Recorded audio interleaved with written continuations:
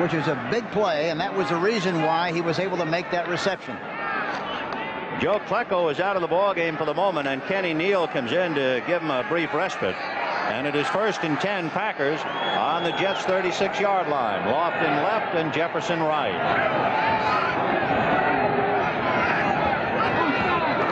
Dickey losing the ball for the moment, and a pileup. And it is going to be a moment until we find out, and the Packers recovered it.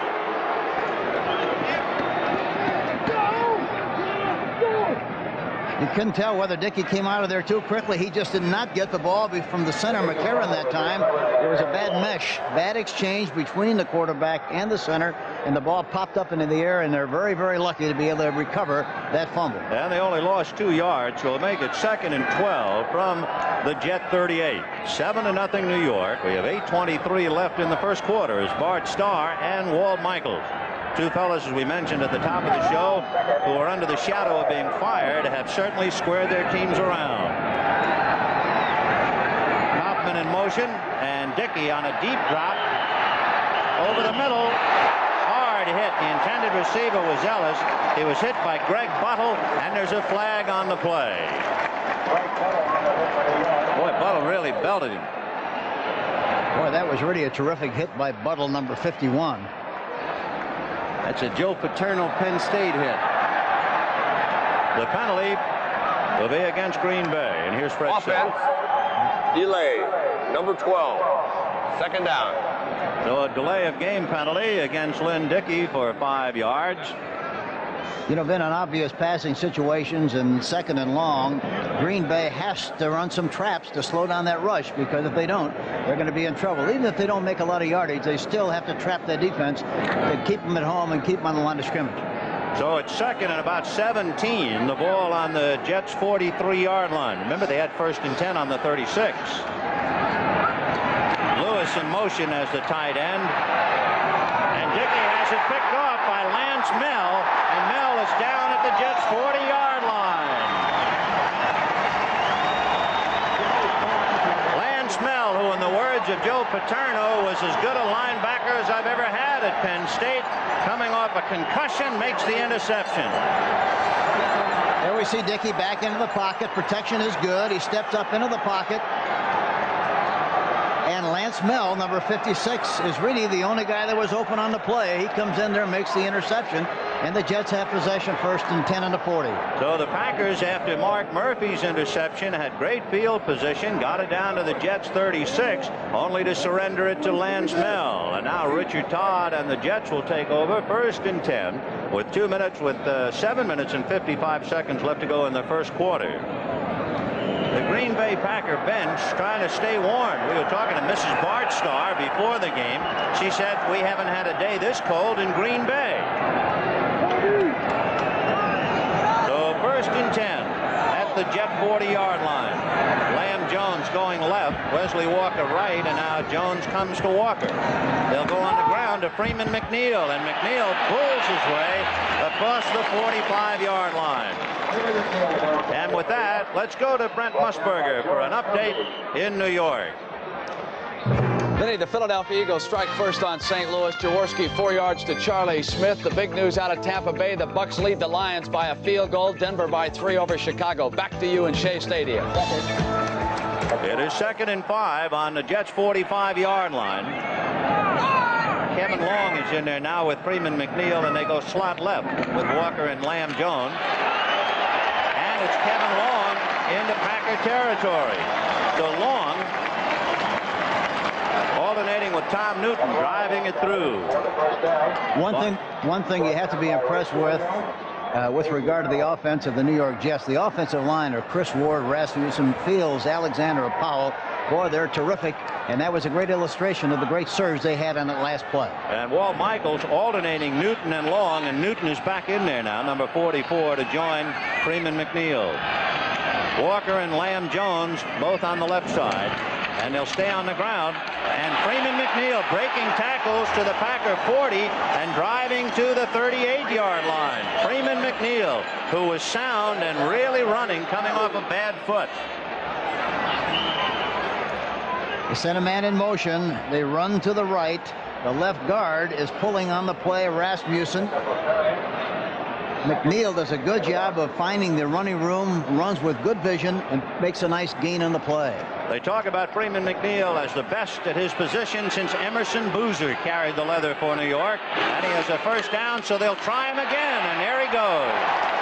He's across the 35, and they'll stack him down around the 32-yard line to pick up another first down. Nothing fancy. Right now, the offensive line of the New York Jets are dominating the line of scrimmage, and that's why they're able to run as well as they're running at this stage of the game. We were talking before about all pros, and there are a couple of them up front. Joe Fields, the center, and Marvin Powell, two of the offensive linemen for the Jets, have been named to the Pro Bowl. First and 10 on the 32-yard line of the Packers. 7-0 New York. Slot left with Jones and Walker. Richard Todd gonna flip it, intended for Lamb Jones, and he just plain overthrew him. He had Jones all alone, and he let it get away. He really wanted to throw the ball to Barkham, number 83, who was anchored on the right side. He took a look over here, wanted to throw here, but he was jammed at the line of scrimmage, and very wisely went back across the field, was not ready to. He didn't plant and throw as well as he should have. As a result, the ball went over the top and goes incomplete. And you can see the men who have been selected: James Lofton for Green Bay, and Messrs. Fields, Gastineau, Klecko, and Powell for the Jets. So it is 2nd and 10 from the 32. Todd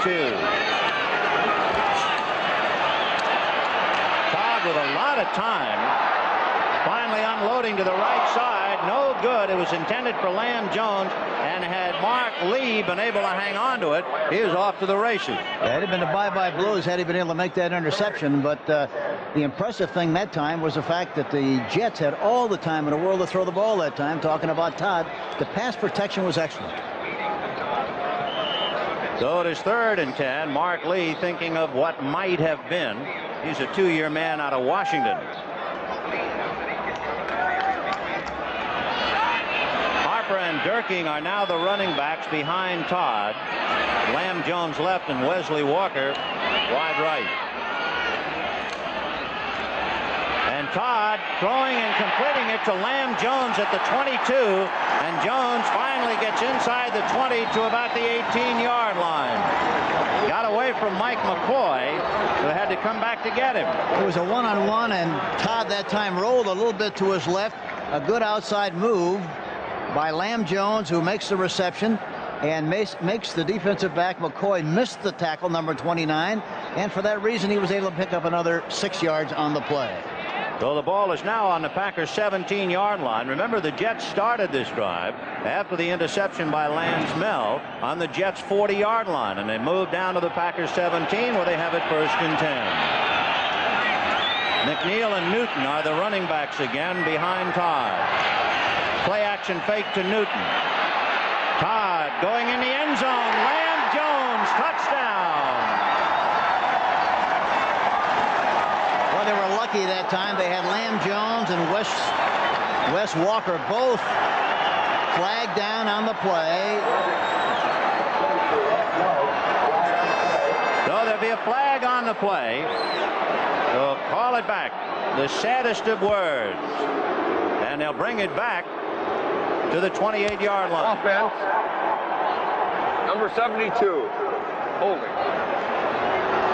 They were really lucky on that play because of the reception, because Wesley Walker really and Lamb Jones were right there in the same spot. One BB would have got both of them. They were so close together. So the man who was caught guilty of the infraction is the 4-year veteran Chris Ward. So it is back to 1st down. 1st and about 20. Kevin Long with McNeil on a wing. Todd has the pass deflected at the line of scrimmage, and we can take a look to see if it was big Mike Butler, who's the tallest man up front at 6'5". Yeah, I think you're right, Ben. It was Butler, number 77. He rolls to his left, semi-roll, and tries to throw back across the side of the other side of the field. Butler gets a piece of the ball, deflects it, and it falls incomplete. So it is 2nd and 20 on the Packer 27-yard line.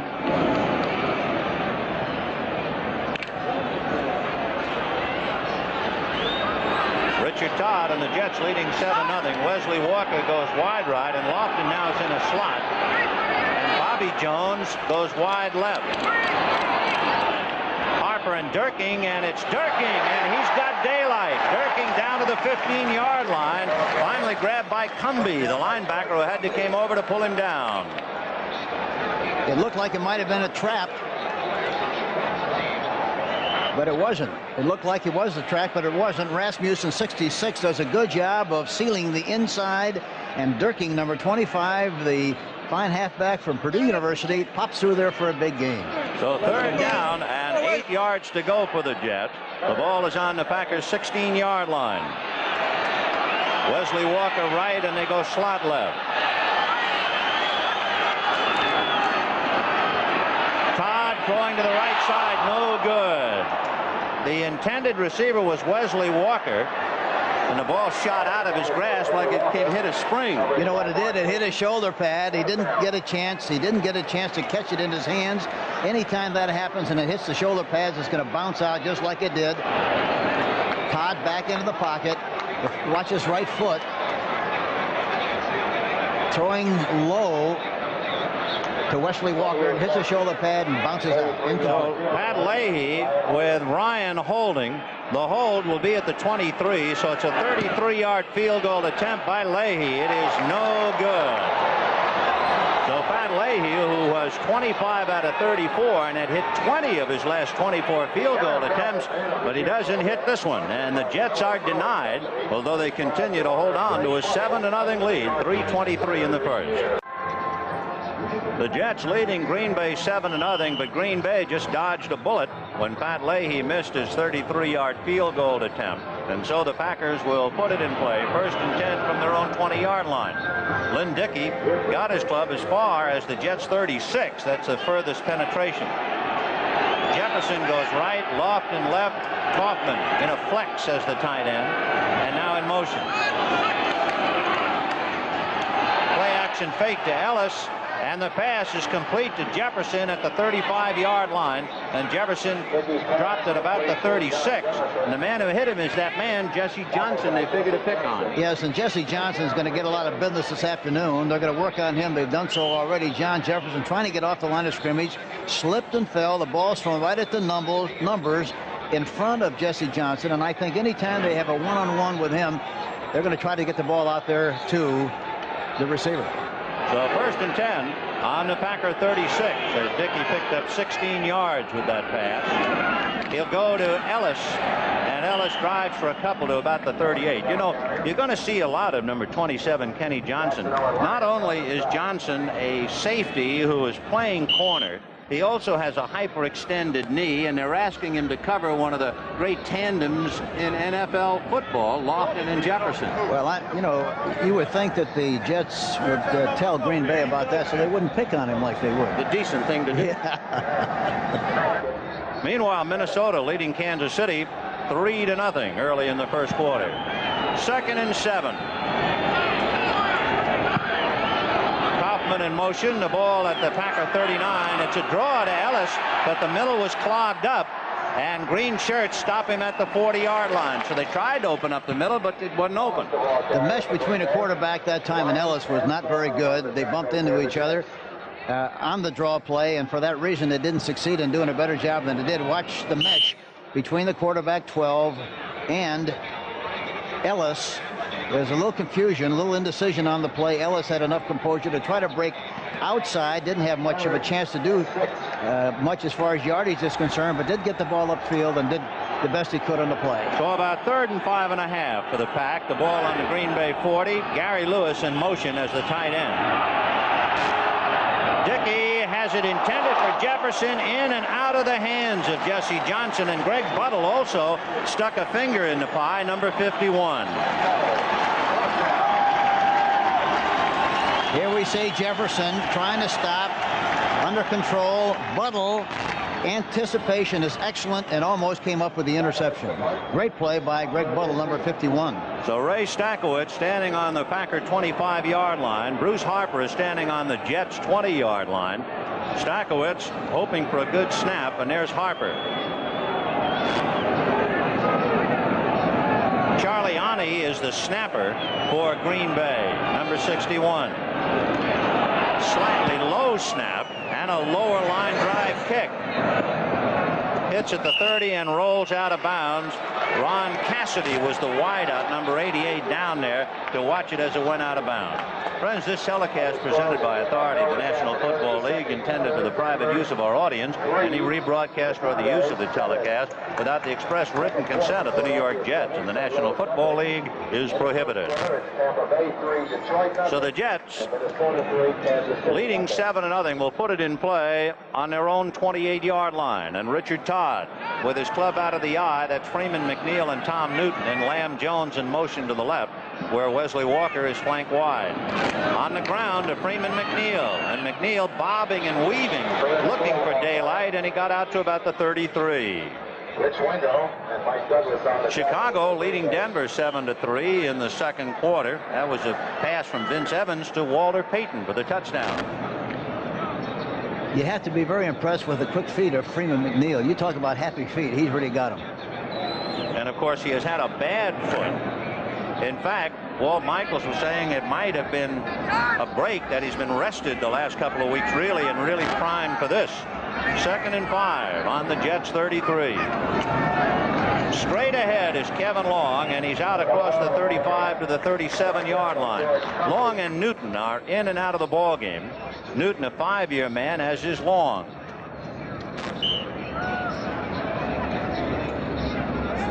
He has about a yard to go as you look at Mike Douglas.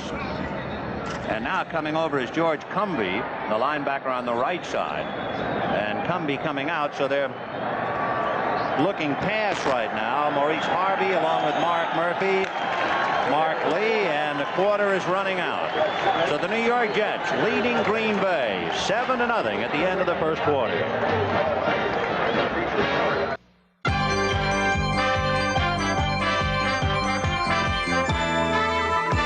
CBS Sports coverage of the National Football League is sponsored by Toyota, who invite you to see the completely redesigned 1982 Celica Supra at your local Toyota dealer. Oh, what a feeling to drive a Toyota. And by the Miller Brewing Company, brewers of Miller High Life. If you've got the time, we've got the beer. Start of the second quarter, 3rd and 1, Jets on their own 37-yard line. It'll be the second man, Durking, and Durking picks up the first down and gets out to the 41-yard line. So we've seen them all: McNeil, Harper, Durking, Newton, and Long. You know, I went out to watch them practice the other day. Here's a good shot, running left. Unusual that they take the ball from the right side all the way over to the left side on a short yardage situation, but that's exactly what they did. Durking pops through the hole in good shape. Good blocking by Chris Ward, Rasmussen Fields, and the right guard, Dan Alexander. There's a moment of concern, however. The New York Jets' Joe Klecko is in the dressing room having his foot x-rayed. 1st and 10 on the Jets' 41-yard line. It'll be Freeman McNeil, grabbed from behind. A good play by Mike Douglas, and he slithered away, as did the football. And let's see who recovered it. It's recovered by, well, indications are Green Bay. That's what it is. The Green Bay Packers recovered. McNeil was hit from the side by Mike Douglas, tried to lunge forward, and the next thing you know, the football was loose. You're peering into the huddle like everybody else here in the stadium. Down at the bottom, among others, was Anderson and Cumby and Harvey, 3 Packers. Here we see McNeil again, a kind of a draw play, running to the right. He's got the ball in the left arm. Pressure comes from the inside. They knock the ball loose, and it's finally recovered there by, it looked like Maurice Harvey. Harvey, number 23. 1st and 10 on the Jets' 44-yard line for Lynn Dickey. Jefferson is right and Lofton left.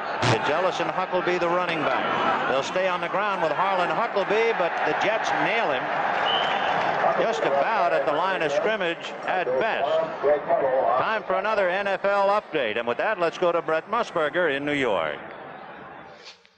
Vinny, the Eagles have just struck again. Wilbert Montgomery from 9 yards out, and Philadelphia snapping back now with the pressure off. They want to host the wild card game next Sunday. Back to you and Shay. Okay, Brent. Meanwhile, the Jets holding on to a 7-0 lead. It is 2nd and 9 for the Packers on the Jets' 43-yard line. Lofton right and Jefferson left. Kaufman, the tight end, is on the left side. And Dickey releasing to Huckleby, and Huckleby is at the 40 and is knocked out of bounds by Jesse Johnson inside the 40 at the 38-yard line. So they picked up 5, and it'll be 3rd and 4. Huckleby that time on a little swing pass to the outside, number 25. Dickey delivers the ball perfectly. That kind of a pass you want to throw about a yard out in front of the number of the receiving back. It was thrown exactly right, precisely right, and he made a nice gain on the play. So 3rd and 4 on the 38-yard line of the Jets after a Freeman McNeil fumble recovered by Maurice Harvey of Green Bay.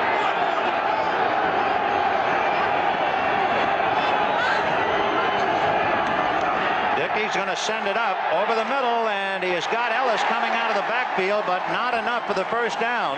Ellis is down at the 37. There's a flag on the play. And I think Marty Lyons gave the quarterback an extra little shot there. Let's see what they call, but I think perhaps that's what happened. Yes, it'll be definitely against the Jets. Automatic first down for the Packers to keep the drive alive. And they will spot it at the 22-yard line. Defense, number 93, unsportsmanlike conduct, roughing the passer. So Marty Lyons, who is perhaps the most emotional up front, guilty of roughing the passer, and it'll be 1st and 10 on the Jets 22. Marty out of Alabama, and Bear Bryant said he was the best lineman I've had. And Kenny Neal is playing right in for the injured Joe Klecko, number 77. Lofton left and Jefferson right as the Pack trying to get even. Ellis and Huckleby in the backfield. Play action fake to Ellis, who blocks Gastineau, and the pass is to Huckleby, and the reception is made right about in just enough for a first down, I believe. Right now, let's have another update from Brent Musburger in New York. Benny, a development in Pontiac. The Lions have just gained the lead on Tampa Bay as Eric Hipple runs in from 9 yards out, his 7th rushing touchdown of the year. Back to you and Shea. So the Green Bay Packers, capitalizing on a Freeman McNeil fumble and starting on the Jets 44, have 2nd and less than a yard. It was that close on that reception by Harlan Huckleby. Looks like they might do something left. Ball on the Jets 13-yard line as a play action fake, and then Ellis keeps the ball and they swallow him up. So Dickey giving to Ellis, and the Jets read it perfectly.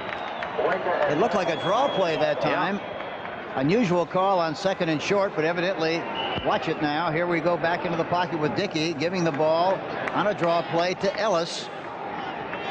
And on that kind of a play, there was a seam straight ahead. You have to make a decision, right or wrong. You have to take the seam and get as much out of the play as you could.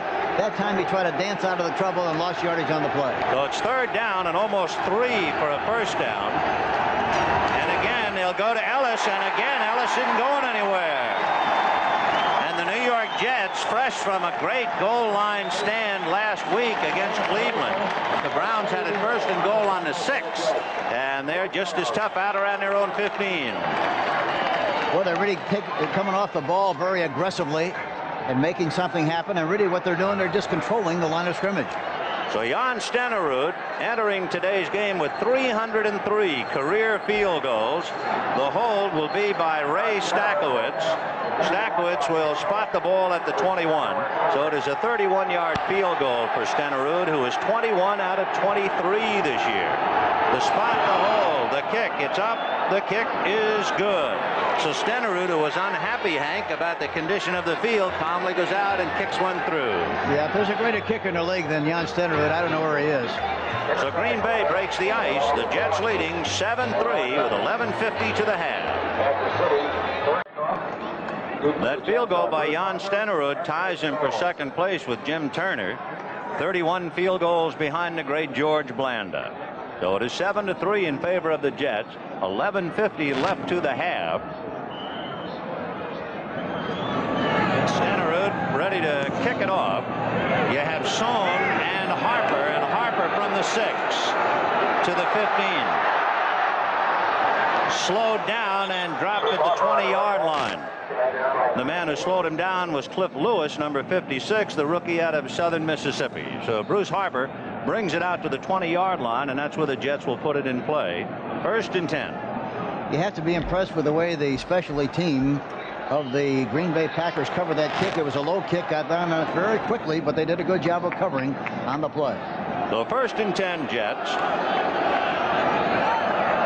A full house, but they break it up now as Lofton goes in the slot inside Wesley Walker left. And Todd going up in the air. Over the middle to Newton.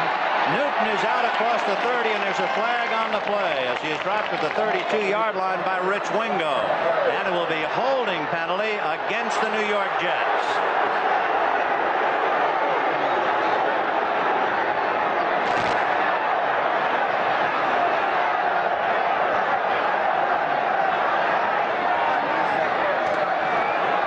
Offense, number 72, holding, 1st down. Well, that's the 2nd time that Chris Ward has been caught. Number 72, watch him. That's the 2nd time he's been caught holding. Chris Ward, the offensive left tackle, holding on the play. So he had his hands full of Casey Merrill on that play, and it'll be 1st and 20. The ball back on the Jets' 10-yard line. Kevin Long and Freeman McNeil are the running backs. In motion is the tight end, Jerome Barkham. But they're going to pass it to McNeil. He's at the 10, 15, dropped at about the 17-yard line as John Anderson, number 59, made the tackle. McNeil has to, he delays, goes into the flat. The ball is thrown a little bit behind him, and for that reason, he's off stride, does not get up the field as quickly as he normally would have had the ball been thrown properly, but still he makes a fine play, a good gain on the play, and is finally tackled there by John Anderson, number 59. So that's 2nd and 11 on the Jets' 19. Lamb Jones going wide right. Wesley Walker a split end on the left side. And in motion goes Newton. It's a draw to Freeman McNeil, but it was read by Mike Douglas, number 53, and Douglas broke through to trip him up. Good play by the linebacker coming in on the right side. 53, Mike Douglas was blitzing on the play, and watching come from the outside. Number 53 in good position, low, gets the tackle, and on Freeman McNeil, and nails him in the backfield for about a yard loss. Mike Douglas was last year's Green Bay's most valuable defensive player, and he comes up with a valuable play as other Packers think something else is very valuable. 3rd and 12 from the 18 of New York. Todd over the middle to Wesley Walker at the 35-yard line. Mike McCoy brings him down. 1st down, New York. Watching him off the line of scrimmage, Wesley Walker, number 85, makes a little move inside, a little wiggle, breaks to the inside. McCoy, number 21, trying to close in. He does so, but not until after he makes the reception.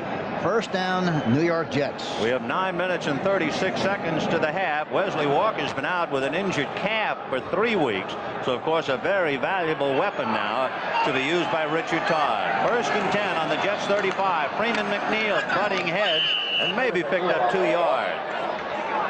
One thing very obvious as you watch the two teams play, the Green Bay Packers are not putting any pressure whatsoever on the quarterback, Dick Todd. 9 minutes and 9 seconds to the half. 7-3. The Jets leading Green Bay. The Jets blocking a punt by Ray Stachowicz after a poor snap from center. They cashed it in. Green Bay recovering a fumble by Freeman McNeil. Eventually had a field goal by Stenerud. Go to 2nd and 7. Todd over the middle, no good. It would appear as if it was intended for Freeman McNeil coming out of the backfield, but it sailed high over his head and harmlessly hit the frozen ground. And he threw that ball poorly that time because Mike Douglas, number 53, was blitzing on the play and got just a little piece of the quarterback, Richard Todd, as he delivered the football. So that makes it 3rd and 7 for the New York Jets on their own 38-yard line. And Green Bay's got 4 defensive linemen in the contest at this stage, with trying to put more pressure on the quarterback. Lamb and Walker go right, and Durking is now in the backfield. And both Durking and Harper release.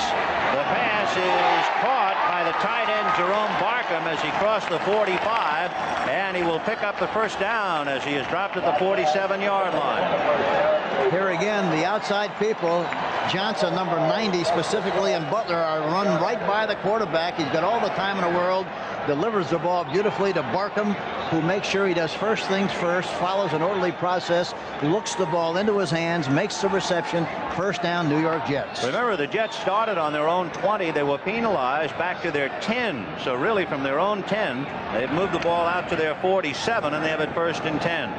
Rather impressive numbers and a high rent district cash for Jerome Barkham. And the way the defensive ends are coming up the field, the draw play is going to be very effective somewhere along the line. Todd is going to release a little swing to Harper, but right there with him was big Mike Butler. So had Harper made the reception, I think Butler would have served more than T. Boy. He just served him right in the platter, right in the backfield that time. And Butler is 6'5", 265, played his collegiate football at the University of Kansas. So it'll be 2nd and 10 on the Jets 47. Here's Kevin Long coming in again. We've seen all 5 of the running backs: McNeil, Harper, Durking, Newton, and Long. So Kevin Long is in there with Freeman McNeil on a 2nd and 10 from the 47 of the Jets.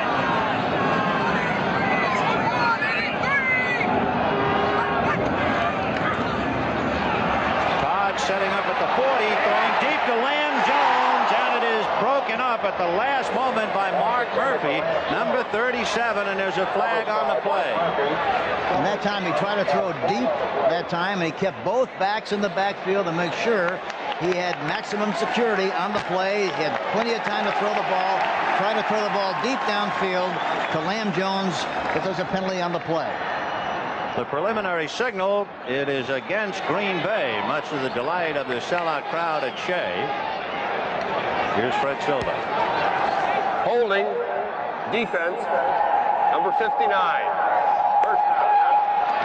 Holding charge against John Anderson, the linebacker on the left side.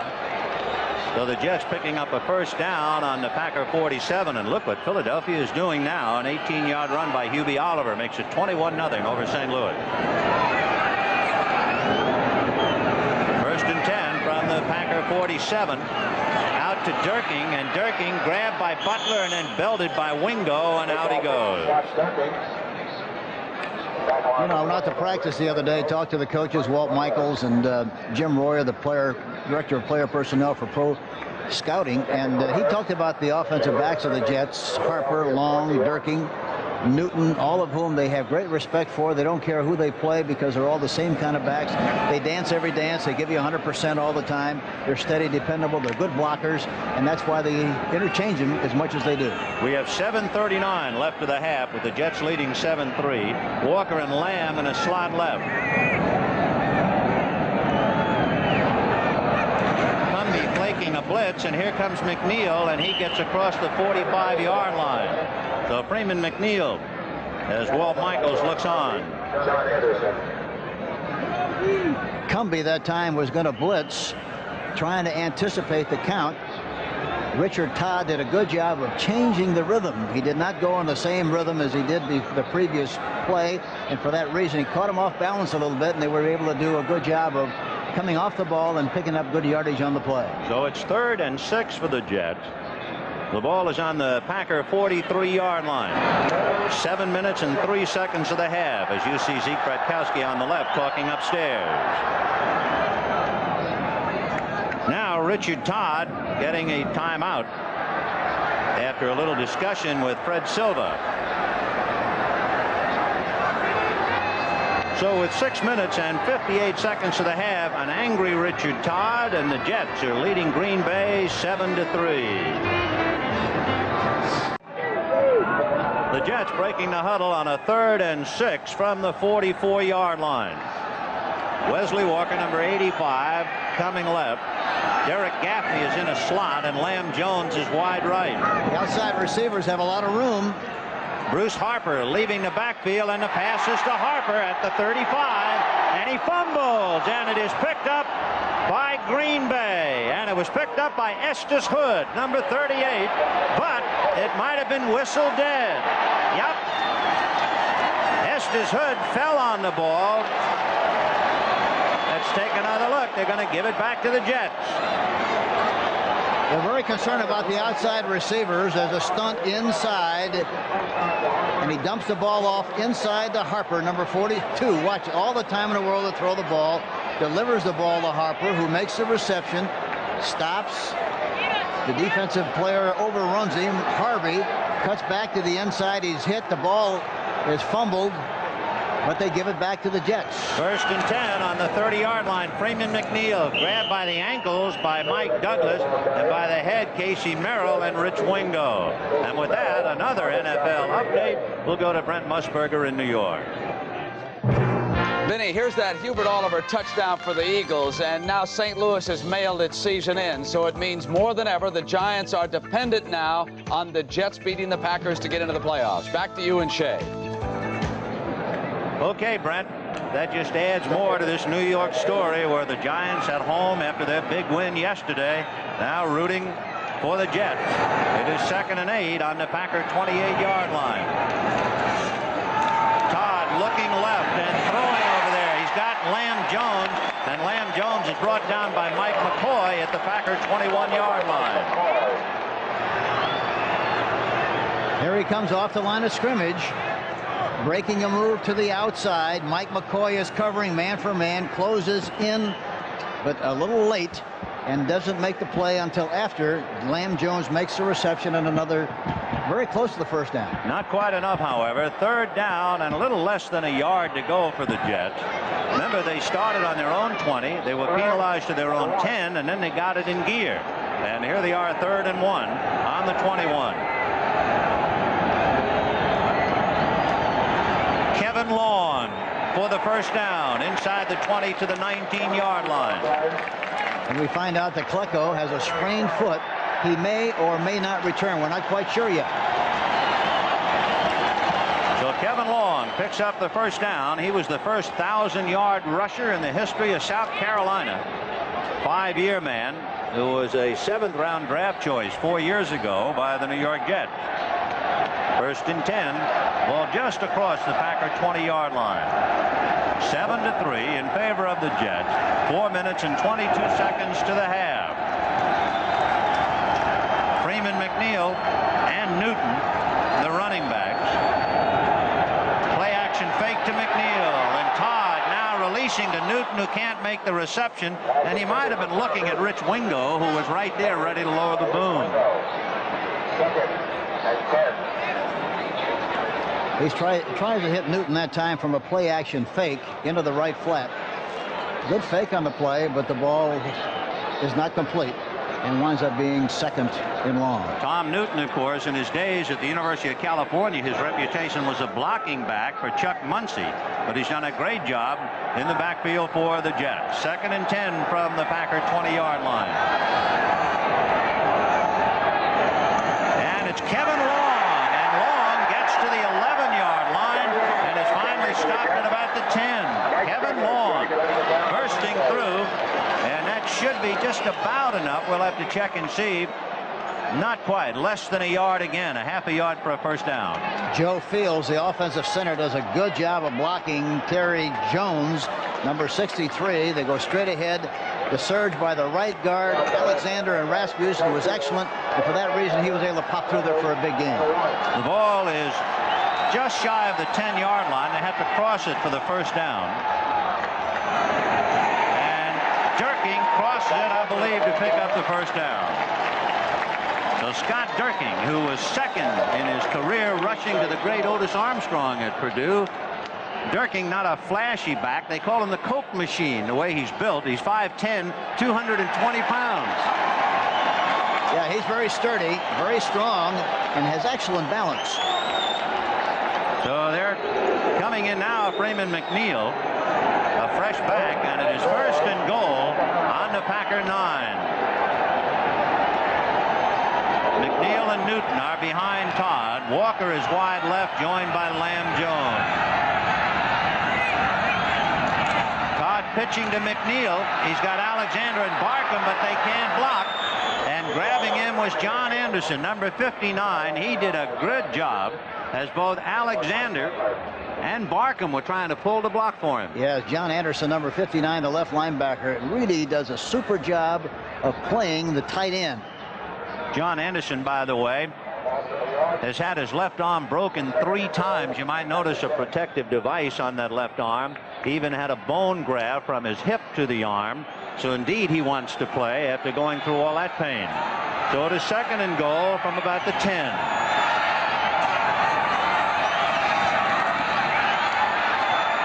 Todd low to his man Durking, and Durking at the 5 and has dropped it to 3. Scott Durking making the reception and then on his own picking up about 6 yards. And he does a very smart thing. He has good anticipation here. He makes the catch. He figures that the defense is going to come from the inside out, perhaps maybe overrun the play.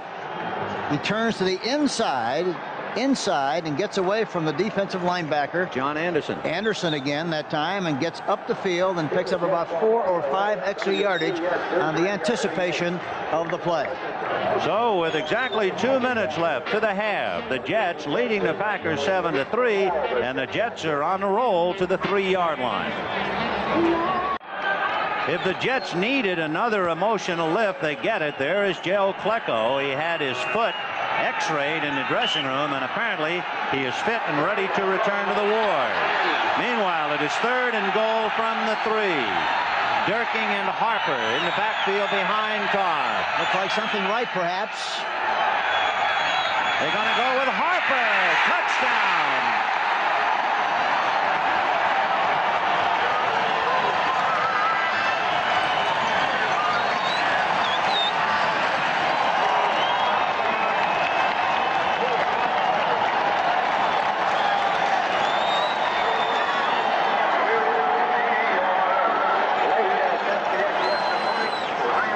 Harper's 4th touchdown of the year rushing.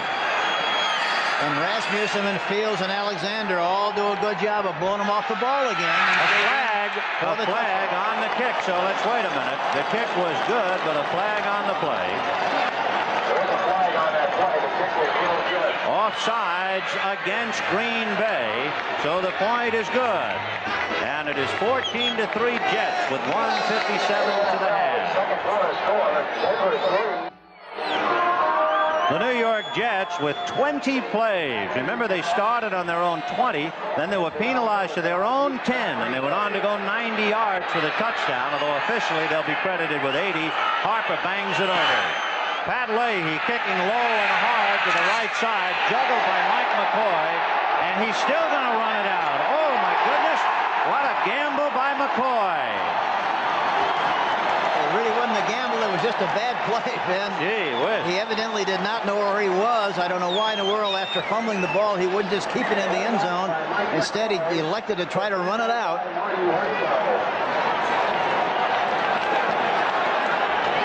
And he gets nailed right about the 5-yard line. And the man who nailed him, who was so excited going off the field, was Marty Wetzel, the rookie out of Tulane. So a bad play. That's about the only thing you could call it for Mike McCoy. And for Bart Starr, who has already seen the Packers have so much trouble moving the ball, they start on their own 5-yard line. And Joe Klecko returns to the Wars on the right side. 1st and 10 from the 5. It'll be Ellis. And Ellis bangs it out to about the 9-yard line. A tough purchase of 4 yards for Jerry Ellis. On the tackle. Ellis, you know, among other things, file it away, and certainly not now in this field position, but he has thrown the ball twice. We might think about that much later in the game. Yeah, and he's caught 61 passes.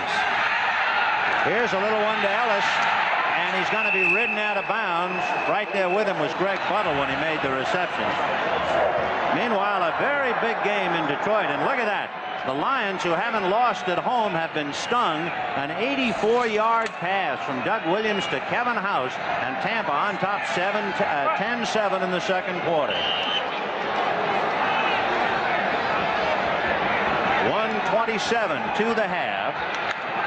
The Packers have it on their own 8-yard line. So it is 3rd and 7. Ellis and Huckleby behind Lynn Dickey. And Dickey will send it up under a pressure, and let's see, very close. They're going to put it inside the 1-yard line. Very close for the safety. Flag down on the play, and I think Joe Klecko was offside, the defensive right end. I'm not sure, but it looked like maybe Joe was offside.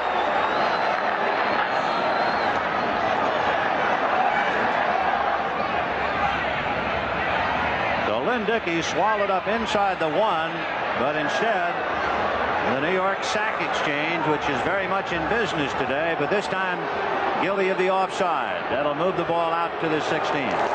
Offside, 7-3. Defense, 3rd down.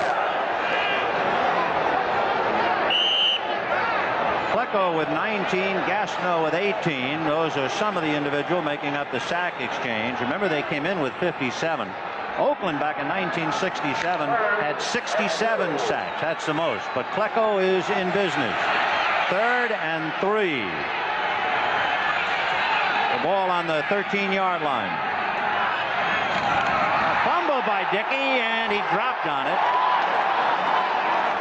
So Lynn Dickey having a lot of trouble getting out of the starting gate. Yeah, another bad. It's the second time that's happened between he and McCarron, the offensive center. You can't tell whether he's backing out of there too quickly or whether there's got to be something wrong, but it's got to be the responsibility of the center to make sure he gets that ball up properly to the quarterback. And of course, you remember that Charlie Ani, who does the snapping, snapped one in the dirt that was eventually blocked and led to the Jets' first touchdown. So the Packers having trouble right in the middle. Of course, that's the unsung position of a football team anyway. Yeah, it really is. It surely is. So it is 4th and 3. The ball at the 12-yard line of the Packers. The sad thing about it is the only time he gets any notification of any kind is when he makes a bad play. Yeah, when was the last time you came to a ballpark and heard somebody say, "Great snap"? Yeah, that's right.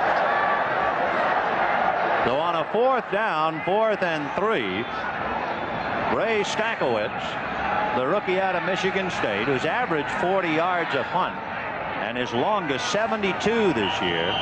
Stackowitz will be punting, and Bruce Harper standing at midfield for the Jets. We have 1 minute and 18 seconds to the half. Sohn, Lynn, and Dykes are going to put pressure coming in on the left side. And Whitaker is the wideout trying to get downfield to get at Harper. Stackowitz got it away, and Harper retreating to his 40-yard line, turned at his own 38. And the white shirts will bury him at about the 45. Well, I tell you, Stackowitz pummeled that ball that time. He got a great kick. So 1st and 10 for the Jets on their own 45 with 1 minute and 6 to the half. 14-3 New York. That's Durking taking the pass from Richard Todd across midfield, finally brought down by Estes Hood at the Packer 47-yard line. The Jets not huddling with 51 seconds. They would have gone to board one more time before halftime. Todd deep down the right side to Lamb Jones. He's gone.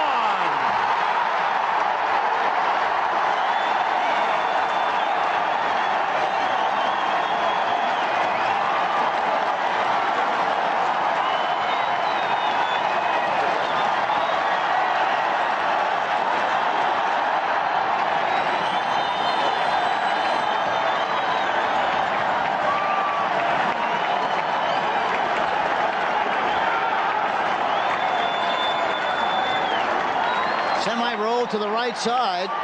Good protection. He delivers the ball right on the money to Lamb Jones, who runs right by Mark Lee. Right over the top. A beautiful thrown ball. Makes the reception. Touchdown. New York Jets. And Leahy puts the seal of approval on it. So the New York Jets have Pat Leahy bang it through, and they're sitting on top of the world 21-3, and so are the Giants. The New York Jets leading Green Bay 21-3 with 42 seconds to the half.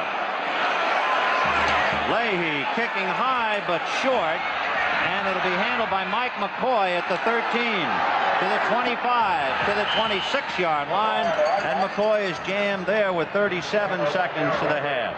Bart Starr, of course, still trying to get over the ill effects of that bad play by Mike McCoy. Gave them no field position. Then Stachowicz punted, and immediately Richard Todd connected for the 55-yard touchdown pass to beat Lamb Jones. The last time Starr came to New York when it really meant something was December 20th, 1962, when Green Bay beat the Giants 16-7 in the National Football League championship game. In 1962, the other New York team was the New York Titans. First and 10 from the 27 for Dickey. He loses the ball, and Green Bay recovers.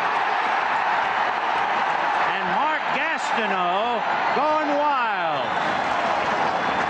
Gastineau, who once in training camp, they tell us, tore a face mask completely off a rookie's helmet with his bare hands, is the most emotional of all the Jets, and he just showed it. Gastineau earlier, when he made his 19th sack, tied Jerry Philbin. And look at Gastineau. His time has run out. 3 years out of Central Oklahoma and having a ball. Happiness in the air for the New York Jets. So far. First half. So Mark Gastineau, along with the rest of the Jets, leading the Green Bay Packers 21-3 as we go to halftime at Shea Stadium here in New York.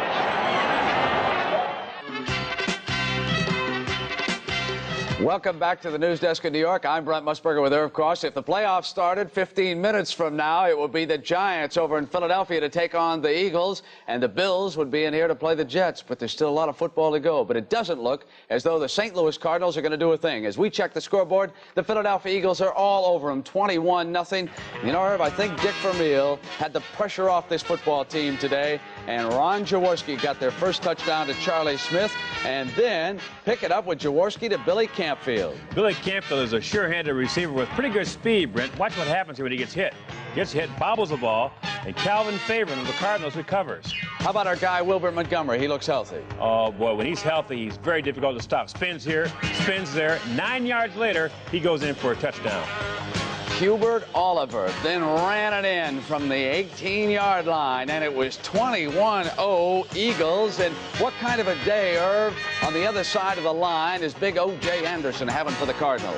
O.J. Anderson's having a difficult time moving the ball. He's hit right here. That Eagle defense, everybody knows, the swarming defense. John Bunting, who's been out of the lineup a lot this year with a variety of injuries, picks up the fumble and puts his team in scoring position. And Irv, the Eagles have just struck again. Jaworski to Carmichael. Right now it is 27-0, awaiting Tony Franklin's extra point. How's the weather in Philadelphia? Almost as nasty as it is in New York and Shea Stadium this afternoon. Now, elsewhere, the Chicago Bears, in some miserable weather of their own, may have derailed the Denver Broncos 14-3. If the Broncos win, they capture the AFC West. If they lose, they have to wait and see what happens to the San Diego Chargers tomorrow night to the Oakland Raiders. Kansas City and Minnesota are tied a field goal apiece at the half. San Francisco is on the board, but New Orleans has come back now. They are deadlocked at 7. Joe Montana got the 49ers rolling. He went to tight end Charlie Young, who broke free at the 11-yard line and crashed in the end zone. But again, the Saints have come back, and that talented rookie from South Carolina, George Rogers, has scored the Saints touchdown in that game. New England and Baltimore playing for the top draft choice next year, with the Patriots ahead 7-3 in the first quarter of that game. Tampa Bay and Detroit. The NFC Central Division Championship is on the line, and what a dramatic turnaround. Look at the sack here of Doug Williams. I mean, he is ripped by the Lions on that play, but he came right back in. And then it was Eric Hippel's turn. Leroy Selman was able to take him down. And then Hippel finally got the Lions rolling when he got into the end zone, his 7th rushing touchdown of the year. It was 7-3. Cedric Brown intercepted a Hippel pass as he was going in again. And then came the dramatic play of the half. Doug Williams was set up on first down. He came to the line of scrimmage, noticed something, went to the audible. Kevin House on the fly pattern, 84 yards for a touchdown, and the Buccaneers now are in command of that game. Hipple has suffered a pinched nerve. We do not believe that it is serious. 10-7, the Bucs over the Lions at the half. Green Bay and the New York Jets, the game you're watching, 21-3, and the Giants are letting up a big cheer over that. And the NFL Today continues on CBS after these messages from your local stations.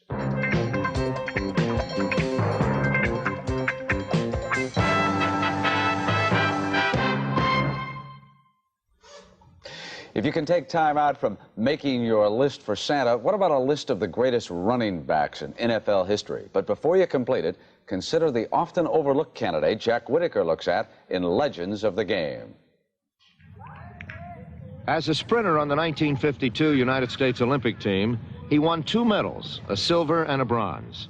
As a professional football player, he was one of the most exciting ball carriers in the history of the game. His name is Ollie Matson.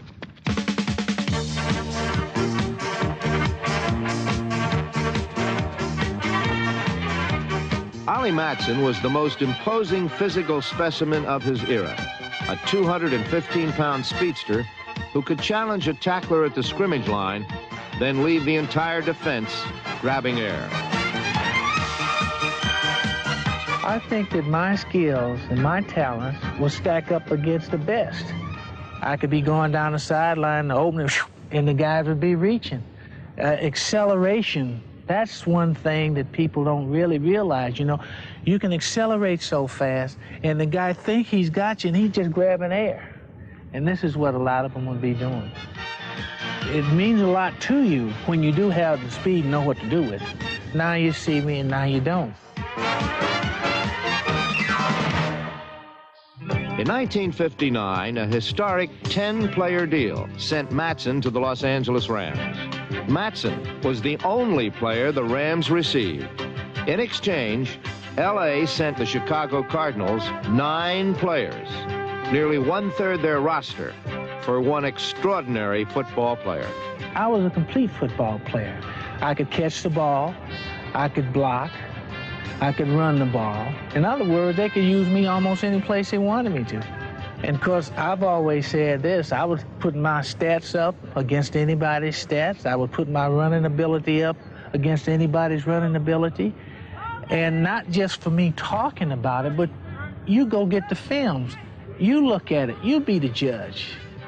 When football fans discuss the best running back of all time, they mention names such as Jim Brown, Gale Sayers, and O.J. Simpson. But one look at the old footage, and you can't help but feel that Ollie Matson deserves to be mentioned in the same conversation.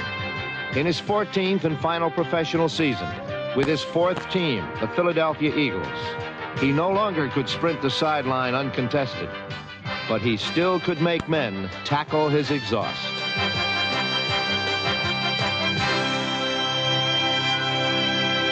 He played his final season right here in Franklin Field with the Philadelphia Eagles in 1966. 6 years later, he was inducted into Pro Football's Hall of Fame, where he supposedly told a reporter, "I came along too soon. If I was playing today, I'd get so much money, I'd have to carry it in a shopping bag." And you know, he was probably right. Irv, you mentioned another reason why Matson is not up there with the Browns and the Simpsons. Yeah, he never played on a championship team. He was a tremendous running back, but because he was never on a world-beating team, people simply never thought of Ollie Matson as a great back, and he was super. You played with him a year. I did, yeah, in Philadelphia. He had a great game in Yankee Stadium in his 14th season. Timmy Brown went down with an injury. Ollie came in, ran for about 120 yards. It was a great day for him. Oh, he was remarkable. And the NFL Today continues on CBS. It's halftime at Shea Stadium in New York with the New York Jets leading the Green Bay Packers 21-3. Hi, everybody. Again, I'm Vin Scully along with Hank Stram. And you know, Hank, there's nothing like hindsight and there's nothing like technology to take the weight off a kid's shoulders. And we're talking about the play that involved Mike McCoy. Remember, we both talked about a poor gamble and a bad play. But here's the kickoff. And the important thing is to see where Mike McCoy first touched the ball and then what he did with it. Yes, what happened really was it looked like, say, he's on about the 1-yard line, fumbled the ball. Then he takes it back into the end zone. Had he downed it in the end zone, it would have been a safety, a two-point play. And he had enough presence of mind and composure and understood what had to be done, tried to run it out, did the best he could on the play. And it was just one play of a myriad of troubles for Green Bay that started off really with Charliani's bad snap from center to Ray Stachowicz in the opening minutes. Yes, but the difference in the game so far is definitely the offensive line of the New York Jets and the defensive line of the New York Jets. They're dominating the line of scrimmage. They're making things happen up front, and that's why they lead this game at this particular stage, 21-3. And immediately the question comes, when you're being dominated like that, if you're the Packers, what can you do as time is running out on this question? Well, I still think they have to run more traps and screens and keep that pressure off of their offensive line.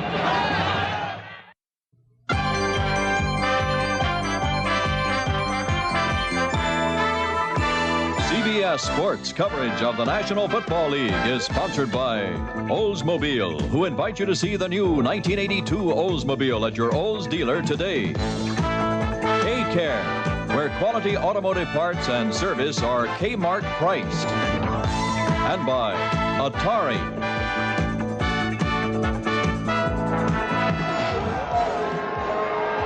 We're moments away here at Shea Stadium from the start of the second half. There's Lynn Dickey, who has had somewhat of a cold hand in the first half. The Packers able to muster up only 3 points, and that came in the second quarter. Meanwhile, the Jets, with 7 points early in the first quarter, came back with 14 in the second quarter, and they are leading handily 21-3. And Richard Todd has had a reasonably good day, 9 for 17, 130 yards. He's thrown 1 interception, but he's also thrown 1 touchdown pass, and that was a beauty to Lamb Jones. Yeah, really was right on the money, and he's going to continue to enjoy great success in the second half from a passing standpoint. If he continues to get the same kind of pass protection that he got in the first half, Green Bay must start to blitz more, do more things to put pressure on the quarterback. He has too much time to throw. So Green Bay will be kicking off, and the Packers leading desperately to come back in the second half. The Jets will have Kurt Sohn along with Bruce Harper. Hardly any breeze at all, and of course when you come to Shea Stadium this time of the year, you really worry about wind being a factor, but it has not been at all. Stenerud kicks it off, a low kick. Bruce Harper makes the reception at the 12, to the 20, 25, and hit and dropped it about the 26-yard line, and that's where the Jets will put it in play, 1st and 10. And Wetzel, that's the middle linebacker, Marty Wetzel, a rookie from Tulane, banged up. You might remember the emotional play he made on the tackle of Mike McCoy on the fumble kickoff. Here are the numbers for the first half, and the total yardage, of course, 4 times as much for the Jets over the Pack. We talked about it earlier, and of course the stats illustrate what we just said about the New York Jets dominating the game from an offensive standpoint and defensive standpoint, and they're doing it with their front 4 on defense and their front 5 on the offense. The offensive line of Chris Ward, Rasmussen, Fields, Alexander, and Powell have really done a super job here in the first half. Powell and Ward, the tackles, are referred to by Walt Michaels as his bookends. Ward has been here 4 years and Powell 5. Powell made All-Pro this year, and Michaels said they're bookends that should be here for 10 years. Meanwhile, in the middle is an All-Pro, Joe Fields, flanked by the veteran, number 66, Randy Rasmussen. Rasmussen, 15 years with the club. Joe Klecko, who has had a bruised foot, hurt it and left early in the first half to have it x-rayed, but then returned and rejoined the game. He was right in the middle of things when time ran out. So Klecko as well, and Marty Wetzel banged up on that kickoff. Here's a comparison of the quarterbacks, Hank.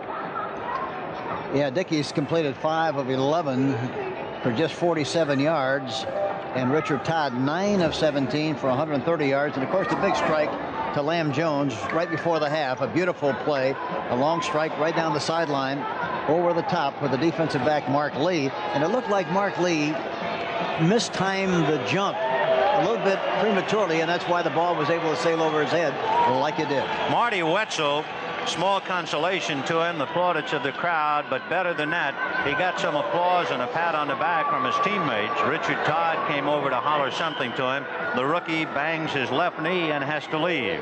The Jets with a lot of work to do. It's the start of the second half. 1st and 10 on the Jets 26, and they lead 21-3. Newton and McNeil, the running backs. Lamb is right and Walker is left. And it'll be Tom Newton. And Newton carries out to about the 30-yard line, maybe to the 31.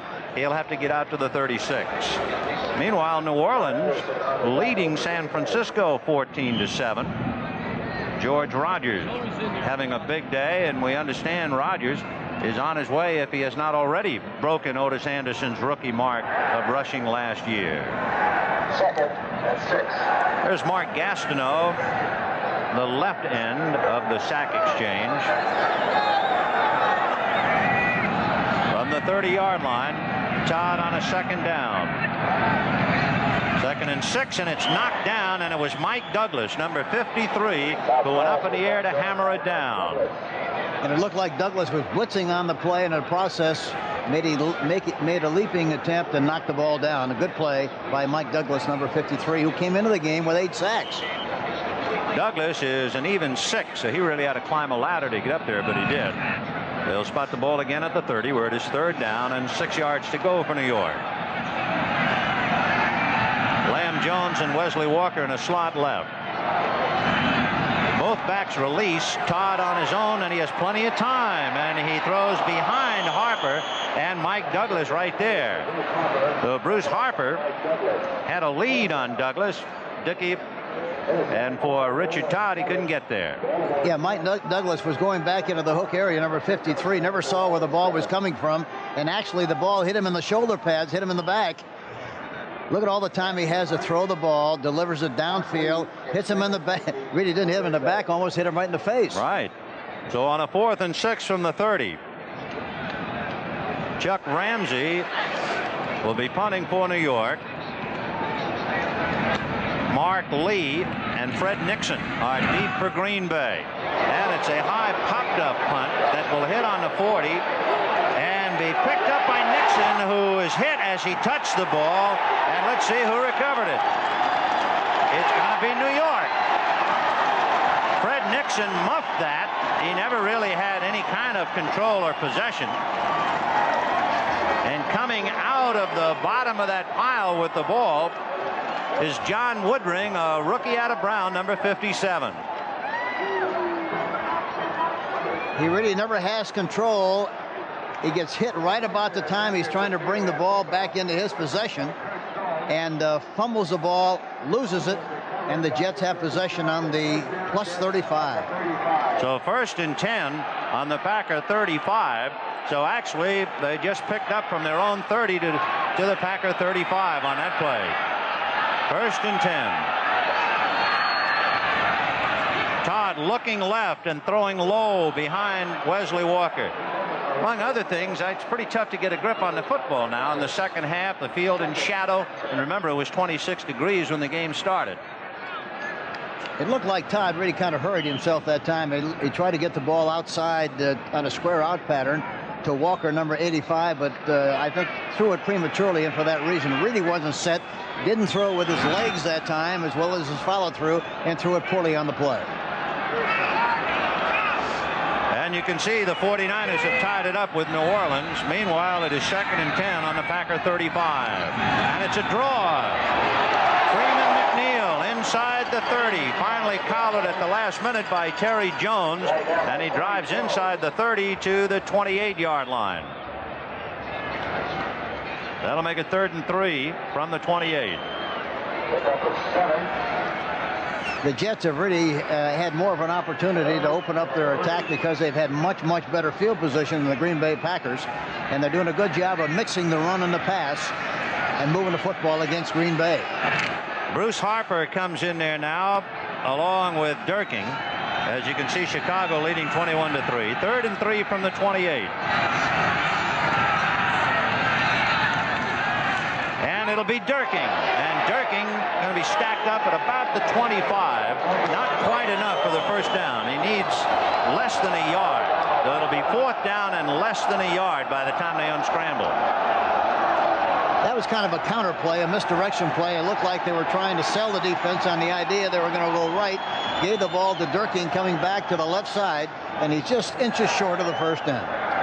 So it is 4th and less than a yard at the 25, and the crowd roars when the running backs come in. Pat Leahy stands on the sidelines. Durkin and Long are the running backs out of the eye. And on a sneak, Richard Todd, first down. That's the 30th time that Todd has carried the ball this year. So Pat Leahy can relax for a little while on the sidelines as the Jets pick up a first down on the Packer 23. Well, did you see the big surge that time right up the middle again for Richard Todd to carry the quarterback sneak? That offensive line has really been outstanding. All he had to do is to follow Joe Fields and Dan Alexander, and the first down was his. 1st and 10 from the 23. Play action fake by Todd. Throwing in the end zone to Wesley Walker. No good. Wesley Walker couldn't hold on to it.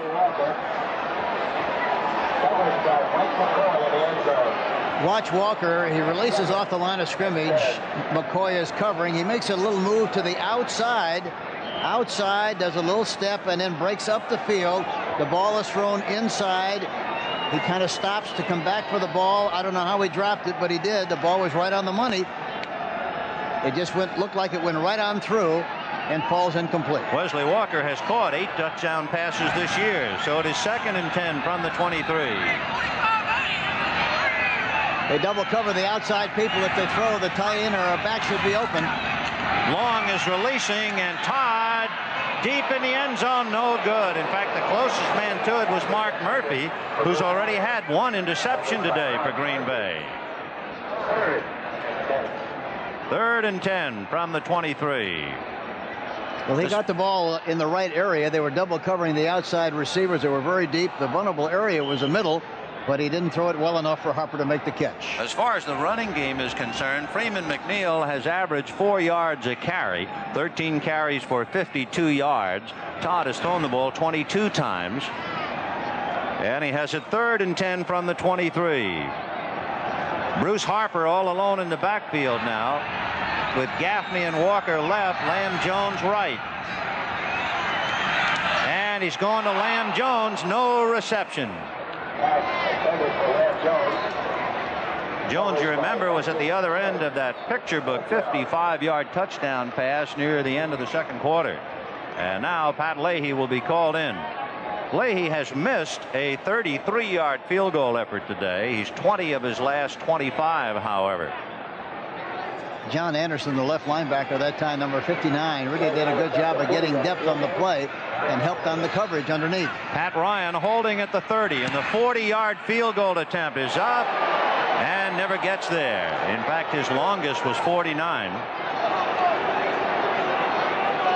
So Pat Leahy, cold hands and a cold foot on that one, but it is still the Jets 21 and Green Bay 3. It contains the same information.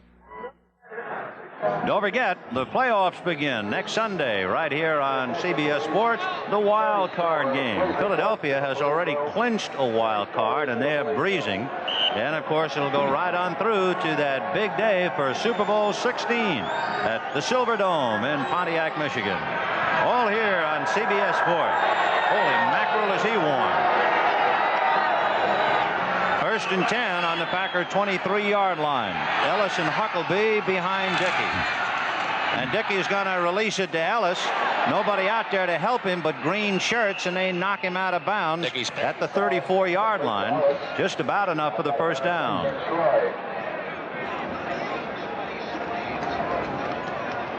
So Dickey picking up his first down. Trying to generate some kind of an offense. You can see the numbers. He hasn't had many cards to deal today.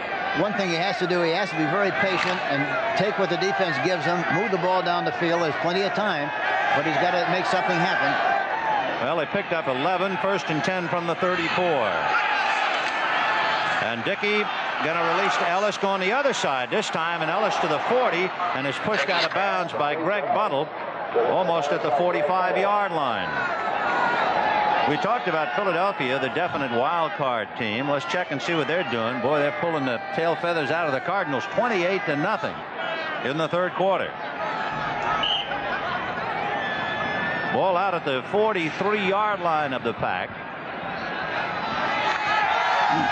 So it is second down and about a yard and a half for a first down.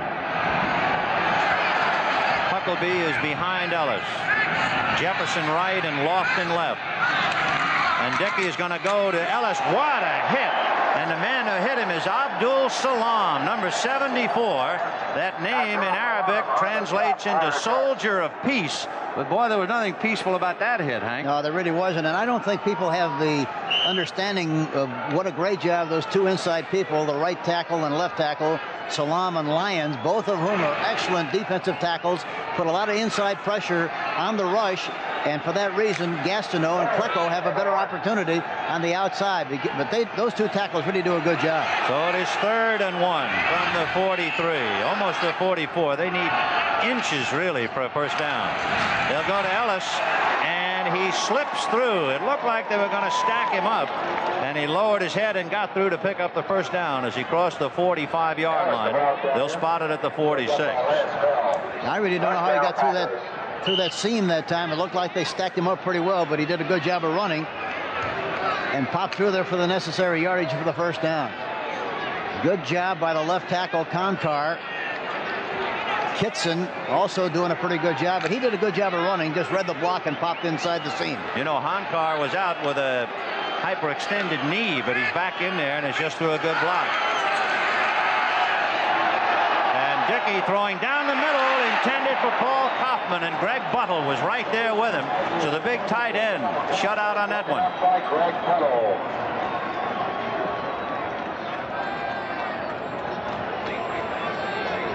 There's the pressure again. You see Gastineau going inside, getting caught inside. He throws the ball right down the middle in a beautiful play. A beautiful play by Buttle, number 51. Here's Mark Gastineau. He and Joe Klecko are the ends, with Salam and Lyons in the middle of the New York sack exchange. 2nd and 10 on the Packer 46.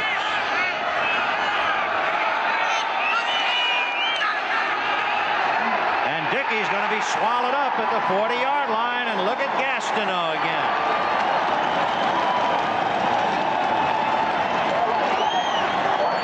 Marty Lyons, number 93, appeared to be the man who's going to get credit for the sack.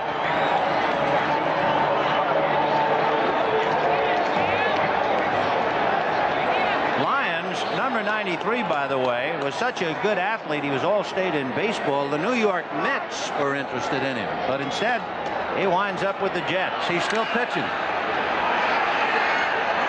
So it's 3rd and 16 from the 40-yard line.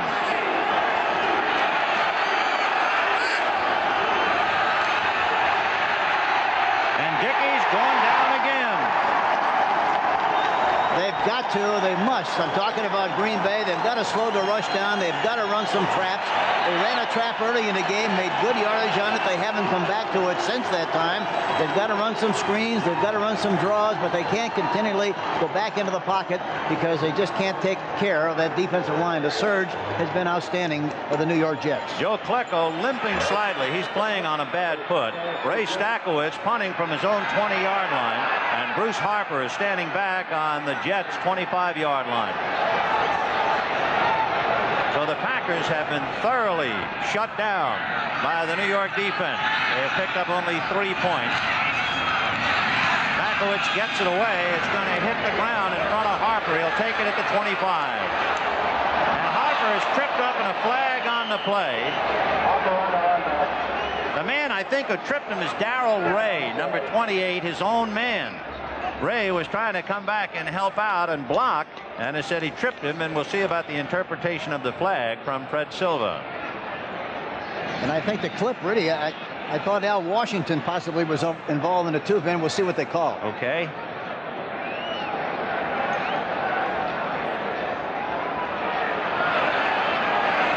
We have a moment, Hank. Do you think that the Pack has any kind of a spread formation or a shotgun to try and slow down the defensive rush of New York? Well, that won't slow it down very much. I think when you go into the spread formation, then you better have a quarterback back there who can move by design, has good escapability skill.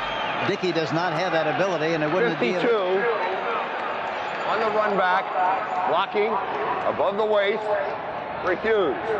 77, personal foul, post possession, accepted. So you had Al Washington flipping as the ball was still in the air, and then you had a post possession foul against Kenny Neal. The penalty before the change of possession is declined, and the post possession foul is accepted. So the Jets are pushed back to their own 14-yard line, with the Jets leading Green Bay 21-3, 8:28 left in the third quarter. Detroit and Tampa Bay all locked up 10-10 in the third quarter as they battle it out for the Central Division Championship. Meanwhile, here in New York, the New York Jets leading the Green Bay Packers 21-3. Not only are the Jets trying to win and have a playoff berth, but should they win and beat Green Bay, the Giants will get a berth. First and 10 from the Jets 13. And it'll be Tom Newton. And Newton running into people at the 15-yard line. Chicago leading Denver 21-10 in the third quarter.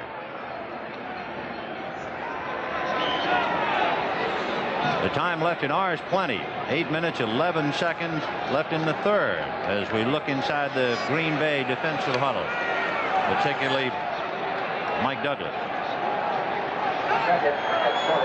Second and 7 from the 16-yard line. And they'll go to Kevin Long. And Long cutting back on his own, still on his feet, and out to the 29-yard line. Great cutback play by Kevin Long to pick up additional yardage. First down. He does a good job. The defense overreacts, over pursues. Watch the good blocking at the point of attack on the backside. Goes against the grain. Does a good job of running. Runs right through number 23 Harvey and picks up a nice gain and a first down on the play. Beautiful job by Kevin Long. On the Jets 29 now, you have Derek Gaffney coming over into a slot left to join Wesley Walker on that side. They stay on the ground to Kevin Long, and this time he gets back to the line of scrimmage and picks up a yard or two at most. An interesting game of two clubs who just can't wait for the year to be over. New England and Baltimore, and New England leading Baltimore 14-10 in the second quarter. Boy, both could feel sorry for both coaches because really their teams are not that bad. They just have had a tough time all season long. Tough way to finish. So from the 31, it is second and 8. Walker left and Lamb Jones right. Todd throwing low, and a good reception made by Bruce Harper at the 35-yard line. Kurt Alleman, number 60, tried to take a swipe at the ball, but Harper stayed with it. Walker is occupying a halfback position, number 42, coming out of the backfield. He comes into the game with a lot of catches. Here again, look at all the time he has to throw the football. The ball is thrown a little bit low, but he makes the catch. Bruce Harper, number 42. He went to high school with John Travolta. With a couple of games like this, Travolta will be saying he went to high school with Harper. Yeah. So it is third and 3 from the 36. And Todd just gets it away to Harper. And Harper dragged down at the 48-yard line by John Anderson. So Bruce Harper from Englewood, New Jersey, having a big day over here at Shea. And he came into the game with 49 catches, and he's doing a good job of catching them again this afternoon. So he carries it out to the Jets' 48-yard line. Remember, because of the penalty, the Jets started on their own 13. But the Jets have been able to hold the ball against Green Bay. One of their scoring drives took 20 plays from their own 10-yard line. Lamb Jones and Wesley Walker on the left. Second man, Freeman McNeil. Tries to hide and get through, but the Packers pick him off. Walker and Jones anchored on the left side that time in a slot formation. Had 1-for-1 coverage, had a big cushion, a lot of room. They have the same defense. They would not be surprised to see him throw the ball back over here because they should be able to make some yardage on the play.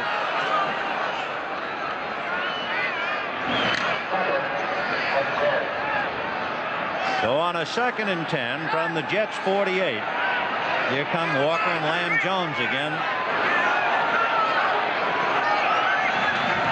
Todd, however, going to Freeman McNeil, and McNeil to the 40 and goes to the 36.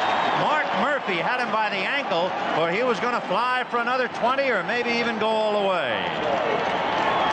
You know, that time they had 3-on-2 on the outside people. Look at Rasmussen pulling on the play. A beautiful hole. Number 33, Kevin Long, going through the hole. Good running by McNeil.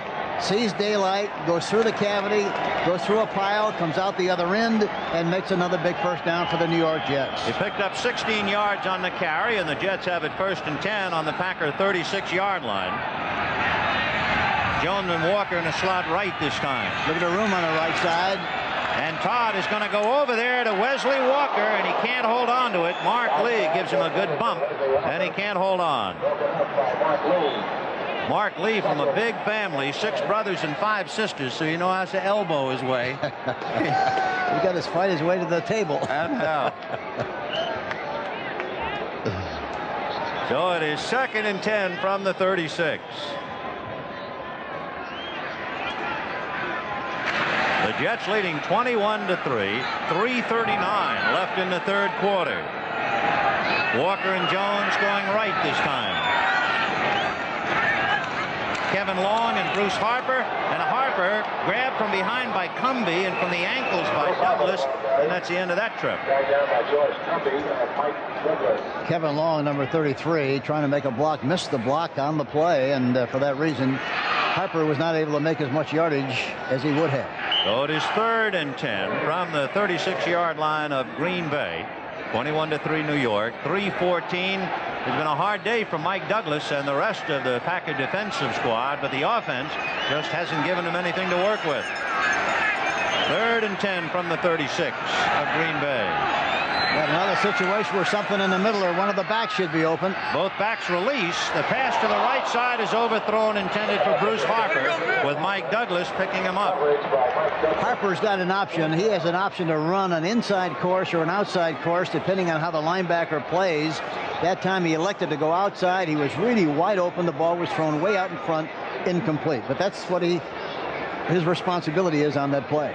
Chuck Ramsey is number 1 in the AFC in kicking the ball out of bounds inside the 20. In fact, he has kicked 26 of his 77 punts inside the 20. That's exactly what he wants to do right now. In case you're wondering, Craig Colquitt tied with him, and Cliff Parsons is the leader. He's on the right hand. Oh, excuse me, Ren. Go ahead. I was going to say Lee and Nixon are the deep men. Go ahead, Hank. He's on the right hash mark, and if he tries to kick the ball out of bounds, he ought to try to kick it to his left. Or he might try to kick it up in the air, hit an elevator ball, and hope that it'll be down inside the 10-yard line. And we see now Randy Scott talking to Fred Silva. It might very well be a delay of game penalty, and they're going to decline it. That's what it looks like. They're gesturing, shall we turn it down or not? Delay. New York. Yardage. Refuse. The Packers, of course, trying to cut down the real estate, making that OB kick a little bit tougher rather than giving the luxury. But look now where Ramsey is backing up anyway. He's going to be kicking from his own 47. Mark Lee 22. Fred Nixon 84, standing back on the Packer 10. And they're standing there for a specific reason. They know if the ball comes right to them at that area, they'll catch it. If not, they'll let it bounce into the end zone, hopefully. And Ramsey from midfield without a shoe. And he kicks it deep, and it is going to hit and go in the end zone. So Ramsey who started kicking without a shoe in 1979, could not kick a poached egg. Instead, it goes on into the end zone, and the Packers will take it over 1st and 10 on their own 20-yard line. We have 2:45 left in the third quarter. Jets 21 and the Packers 3. As you can see, the New York Jets, with 5 sacks today, giving them 62, trail Oakland as the all-time sackingest team in NFL history. And for the Packers, trying to generate something now. 1st and 10 from their own 20-yard line. Huckleby and Ellis are behind Lynn Dickey. Kaufman, the tight end, as a wing, staying in to block. They're going to throw to Kaufman, and he's grabbed by Salam, and then Gastineau, and that'll be that. Good response again by the defense of the New York Jets. Gastineau coming on the inside, dumps the ball out to the tight end, Kaufman, but a good response there again by Salam, who makes the play. So on a pass to the tight end, they actually lose 6.5 yards. The ball is back on at the 12-yard line.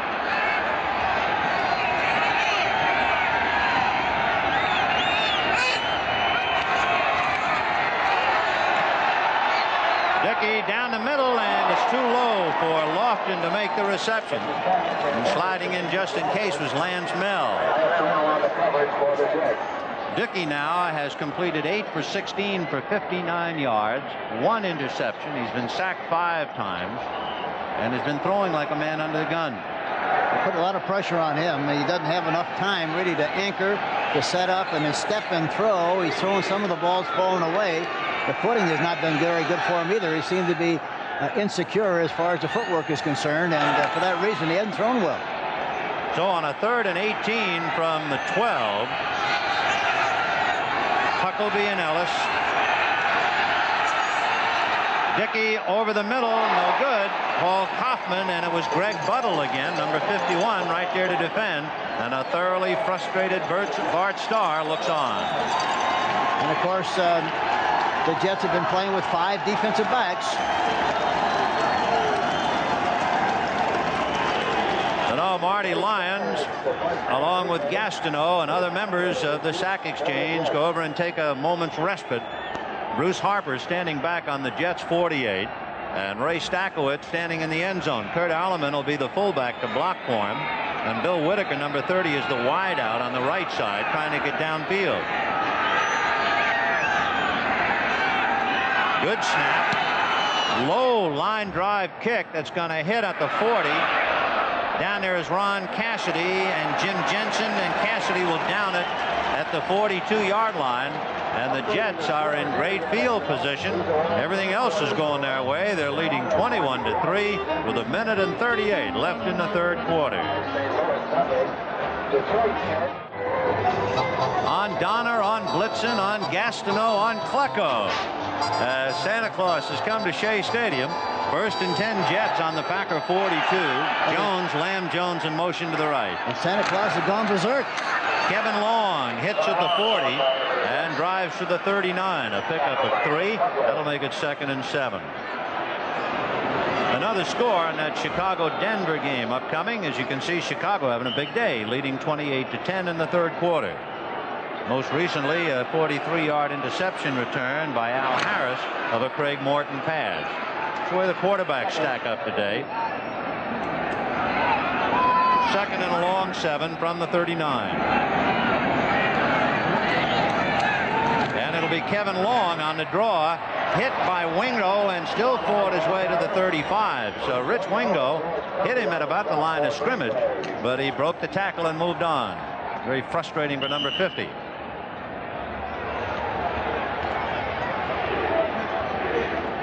Big game at the Silverdome in Pontiac involving Tampa Bay and Detroit. It is 10-10 at the start of the fourth quarter. Meanwhile, we're down to 32 seconds left in the third. And here goes Bruce Harper, trying for the first down, but he didn't get it. He was hit hard as he tried to cut back. The man who hit him was number 52, George Cumby. There he is, 2 years out of Oklahoma. He was an All-American there. He had 2 knee injuries and was on injured reserve last year. And you can see time running out as far as the third quarter is concerned. It is history here at Shea.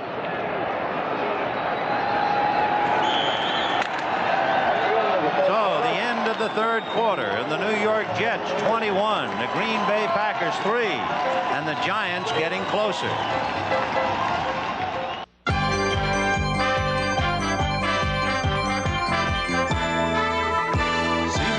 Sports coverage of the National Football League is sponsored by Subaru, inexpensive and built to stay that way. Radio Shack, a division of Tandy Corporation. And by Light Beer, everything you always wanted in a beer, and less.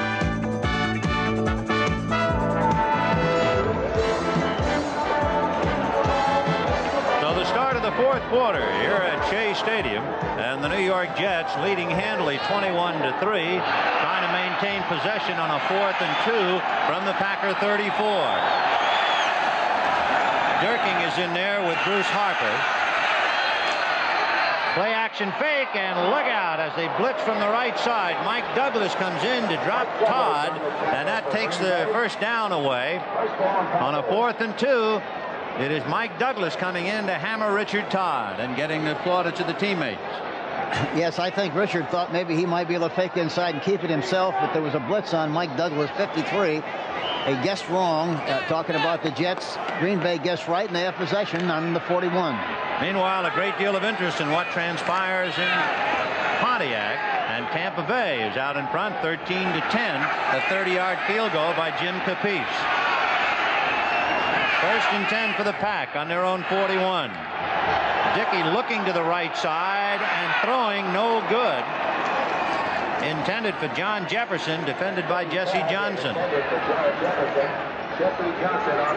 There's Jefferson going on the field, going inside a little bit, trying to get him to turn. Number 27 we're talking about. And he goes to the outside.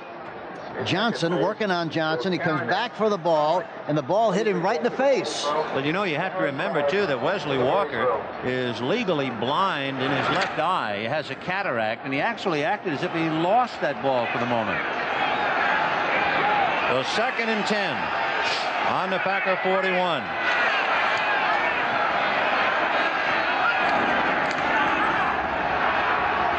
Dickey throwing down the left side, no good. So Lynn Dickey is 8 for 19 for 59 yards. Of course, those are cold statistics, and no pun intended. It didn't really tell the story. And it's really amazing. You know, last week, of course, he threw 5 touchdown passes. He really has been a super quarterback. It's just been a tough day. That's all, period. And a very tough day for Bart Starr and Steve Bartkowski. From the 41-yard line of the Pack, it is 3rd and 10.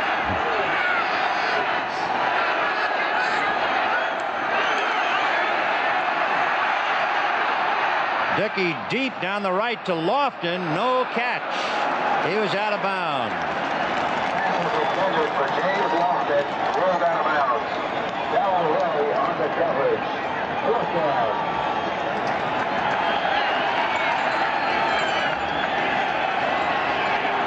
Well, I think that picture of Lynn Dickey tells it all. I tell you, he's a great competitor. He's been a great kid. He played his collegiate football for Kansas State University, and he was super there, and he's done a great job for the Packers. Bruce Harper deep on the Jets 17-yard line, and Stackelwitz punting from the Pack 30-yard line. 21-3 New York. And he thumped that one. Fair catch for Bruce Harper at the 16-yard line. Ron Cassidy whizzing by, number 88.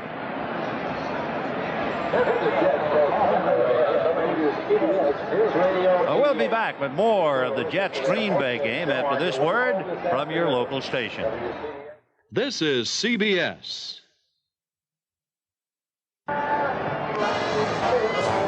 In the fourth quarter, with 14 minutes and 33 seconds left, the New York Jets scoring 7 in the first and 14 in the second, leading the Packers, who had a field goal in the second quarter, 21-3.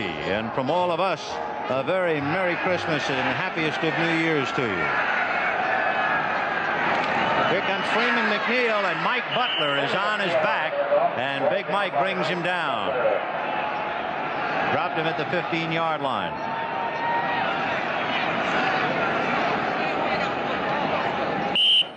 Another ball game to report on. That would be Chicago-Denver. 28-17. A 26-yard pass from Steve DeBerg to Rick Upchurch, accounting for Denver's recent score. Walt Michaels guiding his ball club from 0-3 to where they are within a grasp now of a playoff position. 2nd and 12 from the 15. Second man, Freeman McNeil, and he buys a couple, and that's about all. And again, Big Mike Butler, number 77, is right there in the middle of things.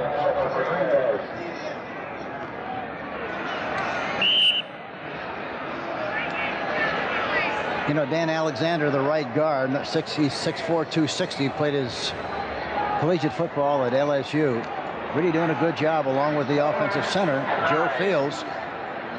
But they work very well in concert with each other as far as assignments are concerned. It's James Lofton taking a breather on the sidelines.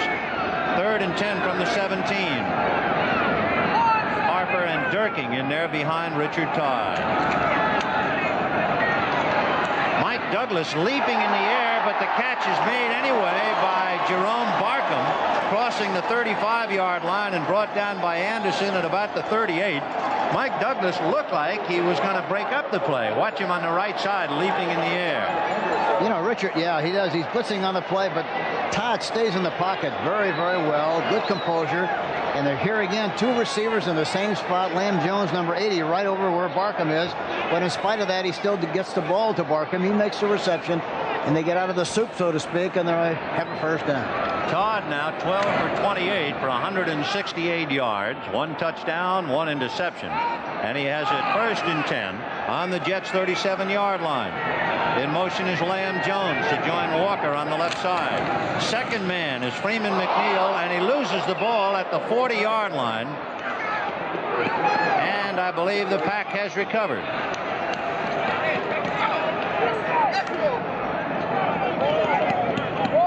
The man with the ball. Straight ahead shot. John Anderson. Alexander blocking for him. The ball pops loose and is recovered by the Green Bay Packers. The John Anderson picks off Freeman McNeil's 2nd fumble of the day. However, it is still 21-3 New York. Update: the battle for the NFC Central in Detroit. Eric Hipple pulls out, and Leroy Selman comes in from behind. Hipple never saw him coming. He'll strip him of the ball. Logan scoops it up and goes in, and the Bucs now lead the Lions 20-10. Back to Vin Scully.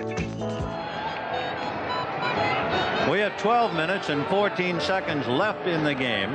The Green Bay Packers' John Anderson has just recovered a Freeman McNeil fumble on the Jets' 40-yard line. The Jets leading 21-3. So the Packers in good field position with 12 minutes plus remaining. Lofton goes left. Jefferson goes right. Kaufman in a flex 3 yards away as the tight end. Huckleby staying in to block, and Dickey passing, no good. The closest man was John Jefferson, and he wasn't that close.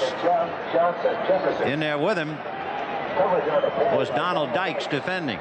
I still like to see him run a trap, something to slow down that rush. They're coming off the ball very well, talking about the Jets, and they're flopping those ears back and coming after the quarterback. Must do something to slow him down. Joe Klecko playing on that painful bad foot, but the big thing for the Jets, he's playing. And it is 2nd and 10 on the Jets' 40-yard line. Ellis staying in to help with the blocking, and the pass in and out of Lofton's hands with Dickey right there with him, and then it went right by Paul Kaufman.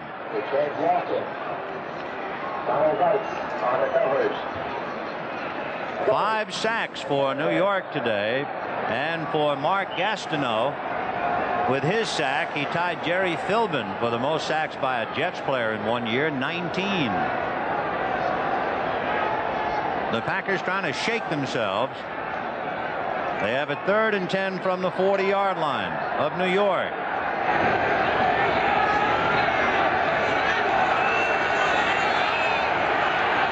That's Gary Lewis in motion. Kaufman, the tight end, is in to block, and Dickey is going to be escaping only for the moment. So they kept Kaufman back, number 82, to help with the blocking, and now Gastineau is limping, but they were still able to break through. Yeah, they got good penetration again, and Klecko finally wound up making the tackle. But again, boy, they're putting tremendous pressure on the offensive line of the Green Bay Packers, and you have to give them a lot of credit for the kind of a job they've done. Watch. Here we see Klecko coming on the outside, number 73. Then he falls off and finally comes back in and makes the play. He's limping very noticeably, too. Klecko, I'm surprised that they keep him in the game. And Gastineau was limping when he went out. And there's the punt. Coming over is Bruce Harper. The ball hits on the 15, and it will go out of bounds at the 12-yard line, and that's where the Jets will put it in play. But for Green Bay, totally shut down by a stubborn New York Jets defense. They have just been unable to generate any kind of an attack whatsoever. Dickey has passed for a total of 59 yards. Yeah, that's really incredible. And a great compliment to the New York Jets defense. Absolutely. With 11:25 left, 21-3 New York. Next Sunday, the playoff pressure begins right here on CBS Sports with the NFC Wild Card game, leading up to playoff games, eventually the championship game, and finally Super Bowl 16 from the Silverdome in Pontiac, Michigan, right here on CBS Sports. 1st and 10 Jets on their own 12-yard line. Lamb Jones in motion, picked up by Mark Lee, and here comes Durking, and Durking hit by Rich Wingo at the 10-yard line, and then Wingo got a lot of help. Interesting, we're talking about the sacks that the New York Jets have defensively today, and the Jets have a half a dozen sacks. What makes it interesting, the most sacks in one game by the Jets this year, 9, against the team they are inadvertently helping today, the New York Giants. 2nd and 11.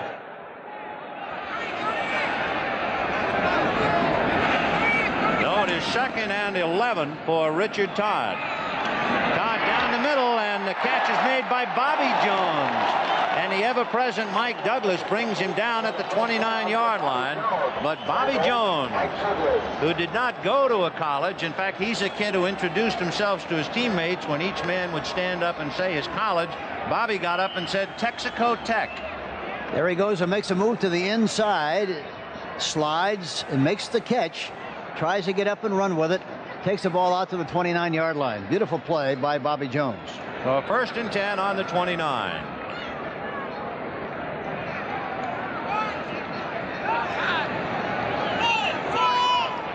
Wesley Walker wide right. Lamb Jones left along with Jerome Barkham, who is in motion. They set up a screen for Durking, and Durking still on his feet to midfield and takes a knock and goes out of bounds at the Packer 48-yard line. The Coke machine, Scott Durking, picks up the 1st down on the screen. Durking really reminds me an awful lot of Mike Adamle, who played for us at Kansas City and also played for the New York Jets. Durking is a little heavier than Mike, but they play with the same abandon, same spirit, the same style of play. He's 5'10", 220, 5 years out of Purdue. He was a 4th-round draft pick for the New York Jets back in '77. So 1st and 10 on the Packer 48. Kevin Long and Bruce Harper are in there, and Jerome Barkham, the tight end, is in motion. And it's a draw to Bruce Harper, beautifully read by Mike Douglas, who fought off Kevin Long's block. A fine play. Boy, that number 53, the Packers are losing, but he has turned in a gem. Well, he's played terrifically well under adverse conditions. No question about that. Mike Douglas, number 53. So they picked up 1 yard on the play. It'll be 2nd down. Ball back at the, in fact, the ball is now at the Jets 49. So they lose 3. Make it 2nd and 13.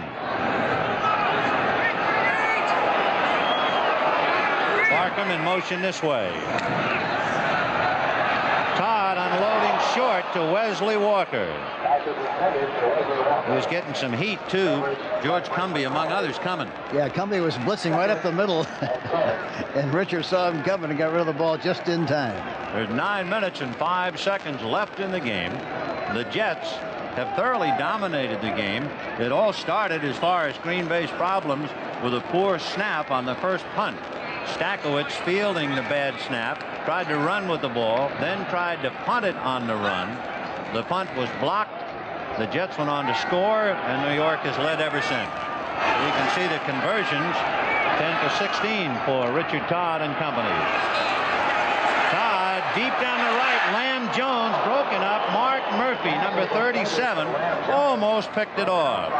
Yeah, they had a double coverage on Jones that time, and Richard did not see Mark Murphy, number 37, coming from the inside, deliver the ball up on top, and it was almost intercepted that time by Mark Murphy, number 37. Here again, the amazing thing is, really, all afternoon, he's had all the time in the world to throw the football, and he's thrown it extremely well. But the key is that he's had terrific pass protection all afternoon. So now Chuck Ramsey, who was a quarterback in college at Wake Forest, will be doing the punting for New York. Mark Lee taking it at the 19-yard line, got away from Donald Dykes, slipped, however, and he swallowed up.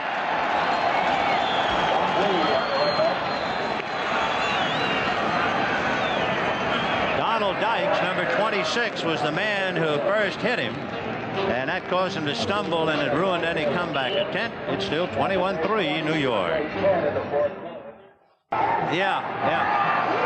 Again, as we mentioned earlier, a very Merry Christmas and the happiest of New Years for Hank and myself, for the award-winning technicians sending you this ball game, and for everybody at CBS Sports. Have a great one. 1st and 10 on the Packer 18-yard line. In motion is Gary Lewis. Little swing to Ellis, and Ellis is going to be hog-tied by Holmes, who dropped him at the 15-yard line. So Jerry Holmes, 2 years out of West Virginia, comes in. He was a free agent last year. Holmes gets his man. You know, Green Bay came into the game with a very outstanding passing offense.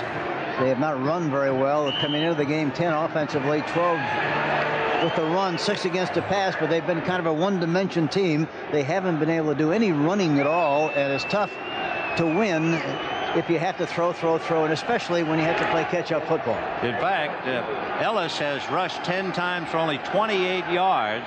Huckleby twice for 2 yards, and that's the extent of it. 2nd and 13 from the 15. Dickey over the middle to Paul Kaufman, the tight end, at the 25. He dropped the ball, and it is picked up by Springs, Kirk Springs, who's a nickelback out of Miami of Ohio. And it's Kurt who picks up the loose ball. There you see Kaufman coming across the middle. The ball is right on the money. He makes the catch, tucks it away, runs upfield, and the ball slides right out, right down the side of his leg, and is finally recovered there by the New York Jets. Kirk Springs, number 45. Now there's Paul Kaufman, pretty much down about things right now, understandably so. There's Kirk Springs, who is rather euphoric for the moment, coming up with the recovery. 1st and 10 for the Jets on the Pack 25-yard line. And now Todd zeroes in for the coup de grace. And Kevin Long carries it inside the 20. Mike Douglas on his back at the 17-yard line. And another visit to Brent Musburger here in New York. Benny, Eric Hipple and the Lions were going in. He pulled out. He had Freddie Scott, who blew the catch, and Cedric Brown with his 2nd interception of the day. Still 20-10 Buccaneers. Back to you in Shea Stadium. Oh, I can hear the moans and the groans in the Silver Dome right now. So it is 2nd down and about 4. The ball inside the 20 at about the 19-yard line. Todd to Kevin Long. Long didn't get enough for the 1st down. He has to get to the 15-yard line. But time is an ally of the Jets now. 7 minutes and down to 6:50. For Walt Michaels and the New York Jets, they are 6:50 away. from turning an 0-3 team into a playoff team. And as you can see, it's been a big year for the NFC. They have handled the AFC exceptionally well. You know, and talk about the Jets, I went out to watch them practice the other day, talked to Michaels after the practice session, and he talked about his team and said they just hope to be a fundamentally sound team this afternoon to block, to tackle, to execute, and that's what they've done here this afternoon very, very well. Kevin Long loses the ball, a pileup, and Green Bay has recovered, and I believe Mike Douglas, number 53, is down at the bottom of the pile. What a game he has played. There he is. The Packers might lose, but he is anything but a loser. Mike Douglas, great individual effort. Yeah, he's done everything but line the field here this afternoon. He's really been a very, very outstanding performer. So the Packers, after Kaufman's fumble, recover this fumble by Kevin Long, but the Jets, with 6:23 left in the game, leading 21-3. The last few minutes, it has become a game of turnovers. McNeil fumble, recovered by Anderson. Kaufman fumble, recovered by Springs. Long has just fumbled, recovered by Douglas. And the Pack has it 1st and 10 on their own 14-yard line. Dickey looking, swallowed up by Marty Lyons.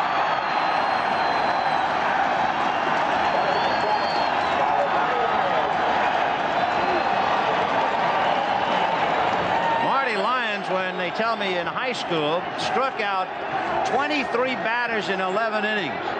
Boy, he's pitching some kind of a one-hitter today. Yes, he is. And for Lynn Dickey, he has suddenly become a catcher now. That's the 7th sack for New York. Dickey throwing for his life for Kaufman, and Dickey is on his back in the end zone with Marty Lyons on top of him again. And I said it early, and I'll say it again, Lyons and Salam, they really have not gotten the recognition and credit they deserve, because they really put a lot of inside pressure on the offensive line and on the quarterback, and it's been very beneficial to Gastineau and Pleco, but those two guys are very outstanding. So for Lynn Dickey, the Jets really giving them a bad time up front. Of course, this crew has given a lot of quarterbacks a bad time, and there they are. The sack exchange, Gastineau, Salam, Lyons, and Pleco. And it is a 3rd and 16. The ball is back as Dickey drops to the end zone to pass. No good. Intended for John Jefferson, but no chance. Well, I'm really surprised that Pleco is still in the game. He shouldn't be in there. He's got a bad leg. You'd think they'd give him a rest and get him ready for the playoffs, but he's still in there. So Ray Stackowitz will be asked to kick it out of the end zone. The line of scrimmage is the 8-yard line, and they're going wild at Shea Stadium. Boy, what an incredible year. The Giants and the Jets, who started off so slowly, on their way to playoffs. And I talked to Ray Perkins after the game yesterday, and of course he was very excited about the fact they won the game. So they had done everything they possibly could. Now it's up to the New York Jets. They'd be pulling for them. And of course now he's got to be very happy about what's happened here this afternoon. Stackowitz will get it away. Bruce Harper standing at the 48-yard line. To the 45. Still on his feet to the 40. And then he runs into trouble, and they drop him at the 38. Guy Prather, number 51, was down there to make the hit for Green Bay. So the Jets leading 21-3 with 5.5 minutes. You know, we mentioned the fumbles late in the game. McNeil and Kaufman and Long. Although it has not been that startling a game, there have been 7 turnovers. And talking about turnovers, there's the ratio, the comparison for each team last year and this. And you can see a remarkable turnabout for both teams, particularly for Green Bay, but it didn't help them today. So Todd in excellent field position at the 39. Play action fake to Durkin, and Todd going deep all alone. Wesley Walker.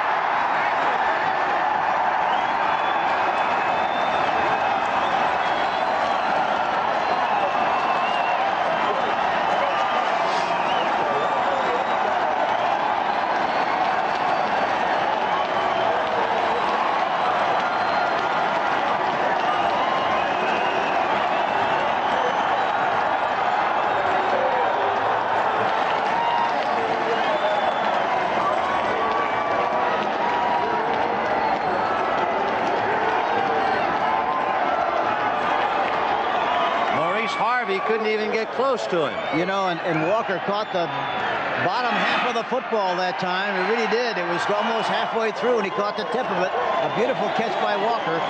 Harvey had no chance whatsoever. Ran right by him. Boy, with terrific speed and a great-looking play. A play-action pass thrown by Richard Todd. It's interesting, too. I think the football world looked at this game thinking of James Lofton and John Jefferson. Instead, it has been Wesley Walker and Lamb Jones who have connected on the electrifying play. Yes, and you talk about electrifying. You talk lightning right and lightning left. Boy, those two guys can really fly. Of course, Walker has been out with a calf injury. Lamb Jones, they felt, at least some people felt, was a little slow in developing, but professional people didn't think so. And now they both hook up for magnificent scoring plays, and it is 28-3 in favor of the Jets. Talk about feeling no cold. We have 5:25 left in the game. And for Bart Starr and his hard-working team, a dismal day. The best shot was not good enough.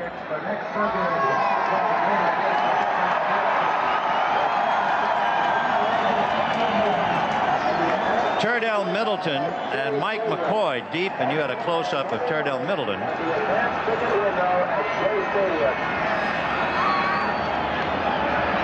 Matt Leahy will tee it up. There's Mike McCoy, number 29. So McCoy and Middleton, the deep men. 5:25 left in the game.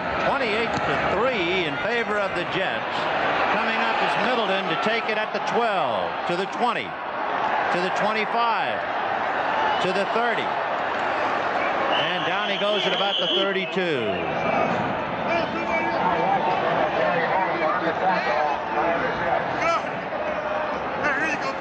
Again, on those playoff tickets, the logo on sale tomorrow morning. And here's a special. Now we have a moment, a reminder tonight on CBS 60 Minutes. Archie Bunker's plays one day at a time. Alice, the Jeffersons, and then Trapper John M.D. It's all tonight right here on CBS. So the Packers have 5 minutes left. They're down 28-3, and they have it 1st and 10 on their own 32. Jefferson and Kaufman are left. Lofton is right. Ellis and Huckabee are the running backs. And he'll go to Ellis. And Ellis across the 40 to the 45 and out to the 48-yard line. A murmur of protest considering the time left in the game. And Kenny Neal is playing the in possession for Klecko at this time, with 4:52 left in the contest. 1st and 10 on the Packer 48. The pass is caught by John Jefferson. He's at the Jets 35 to the 30 and goes down at the 29. So Jefferson hooks up, and the Pack has it 1st and 10, starting on their own 32. They've moved it to the Jets 29-yard line with 4:27 left in the game. 28-3 New York. Lofton left, Kaufman, and Jefferson right. And Dickey deep, no good, and the man who almost caught it was Lance Mel, number 56, who went up in the air, had his hands on it, but couldn't hold it. Mel has come back nicely from a severe concussion in the Seattle game. By the way, in a note of history, the last game played at Metropolitan Stadium in Bloomington. You know, next year they go indoors, the Hubert Humphreys Arena. And in the final game at Metropolitan, Kansas City beat Minnesota 10-6. And for the first time in his coaching career in the NFL, Bud Grant's team has lost 5 in a row. What a way to finish the year for Minnesota. 2nd and 10 from the 29. Dickey for Kaufman. No good. Kaufman getting a lot of coverage. Kenny Schroy was there to hit him. And at the same time, Johnny Lynn was in there, number 29, playing with a bad neck. Yeah, they're playing with 5 defensive backs, which is very obvious. And he had a chance to make the catch, but there was heavy traffic.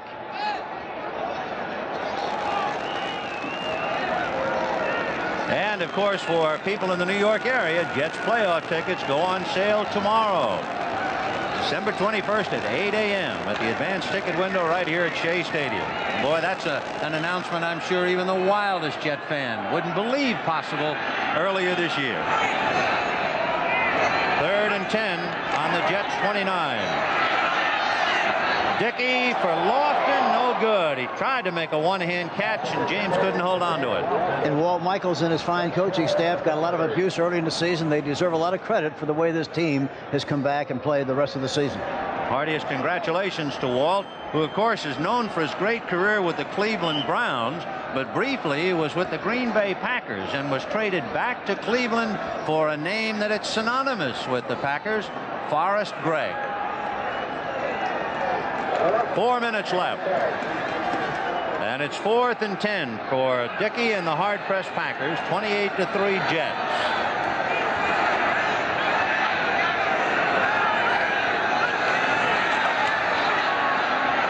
Dickey under a rush, and down he goes. Coming in a hurry was Abdul Salam and Marty Lyons, but it was Salam, the soldier of peace, who came in to deck him, and that would be the 8th sack.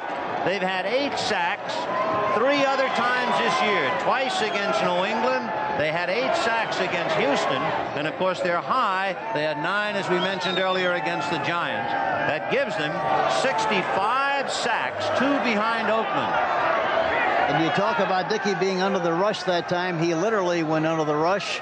They went right over the top of him. He fell to the turf, but it was another sack.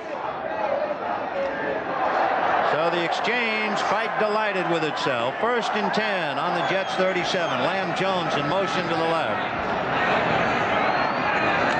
Todd going straight ahead. There'll be no tricks now. And of course, for Richard Todd, a fellow who struggled trying to make Jets fans forget Joe Namath and Al Darrow, it has been a tremendous year. He's had a bad ankle, a bad shoulder, he's had bad ribs, and he has fought his way and piloted his Jets team back. And our heartiest congratulations to Richard Todd and the members of the Green.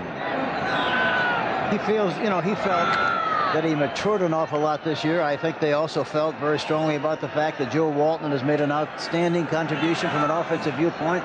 It has been a combination of a lot of things, but regardless what it is, the Jets have done a super job. From the 38, it is 2nd and 9, and they'll stay on the ground at Durking, and Durking maybe gets back to the line of scrimmage and falls forward for a yard. We're down to 3 minutes and 7 seconds. This well bundled up sellout crowd on its feet, not just for warmth. They want to burn off a little extra enthusiasm. It has really been the Jets all day. At no time today did you get the feeling that the Packers could handle the Jets' thrust defensively, nor could they handle the Jets' offensive line when they were on defense. Yeah, it's just one of those days. It was a no-contest game for the Green Bay Packers right from the very beginning. They got in trouble early and stayed in trouble for the entire afternoon. And of course, that's a tough break for the Pack. They had come in here having won 6 of their last 7. Todd looks a little heavy around the waist. He isn't. That's a flak jacket he's wearing for protection for the ribs. Kevin Long is brought down by Rich Wingo as he got to the 40-yard line and rolled forward to the 41. Time called with 2 minutes and 20 seconds left in the game. Green Bay calling the timeout. But the New York Jets are on top of the world with 2:20 to go. The Jets leading the Packers 28-3. The preceding message was furnished by the National Football League. The theme song, New York, New York, town that never sleeps. And if you're not sleeping tonight, be right with us at CBS, starting with 60 minutes.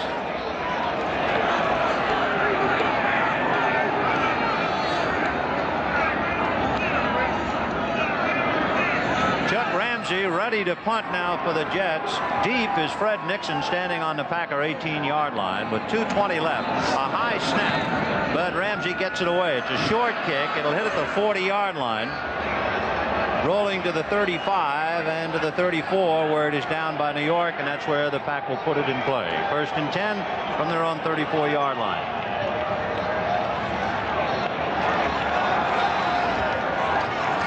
Two minutes and 9 seconds left in the game. The Jets scored 7 in the first quarter and 14 in the second quarter, while the Packers could only muster a field goal from Jan Stenerud. So it was 21-3 Jets. It was a scoreless third quarter, and the Jets scored in the fourth quarter, 28-3. There were two electrifying scoring passes, 55 yards to Lamb Jones and 35 to John Jefferson. Wesley Walker making the big reception in the Jets end zone. And the story has been all the Jets. Ellis staying in the block, and he still can't do it. Down he goes. Neal, number 77, and Rudolph, 76. They're the backup men for the sack exchange. That's the 9th sack. That equals the 9 that they had against the New York Giants. And with 9 sacks today, that gives them 66. They're just one back of Oakland 67, and there's 2 minutes left.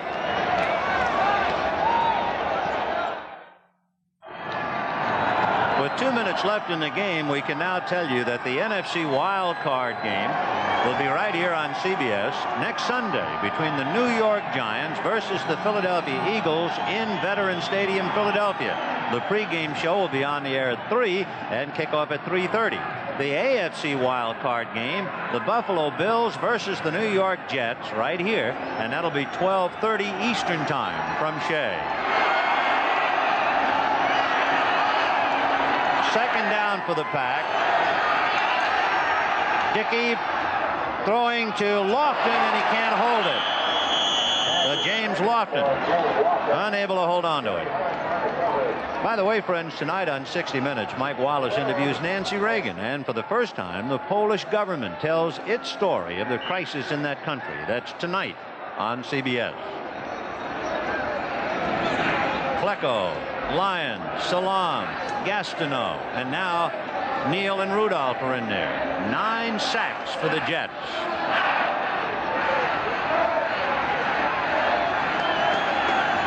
Third and 16 from the 27.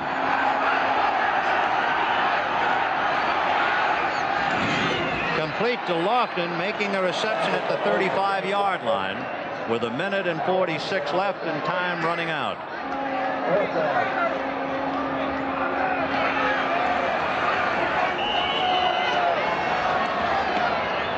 Meanwhile, a final score, the first time Detroit loses at home all year. They lose the biggest game of the year. And what a time to lose it, huh? Dickey to Kaufman, and Kaufman can't hold on to it.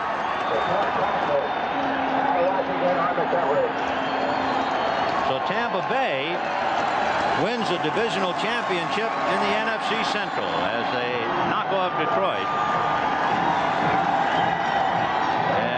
Delirium has set in with 1 minute and 25 left. The Jets have locked it up 28-3. And Green Bay has had to play catch-up football all afternoon. Dickey has thrown 33 times, completed only 12 for a total of 98 yards. By the way, in talking about the Jets game coming up next week, we have to correct the time. That time with Buffalo, a 12 o'clock Eastern game, the AFC wildcard game.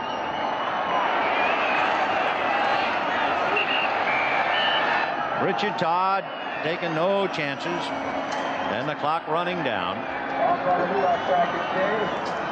So our heartiest congratulations to Walt Michaels and the Jets. Condolences, of course, to Bart Starr and the Packers.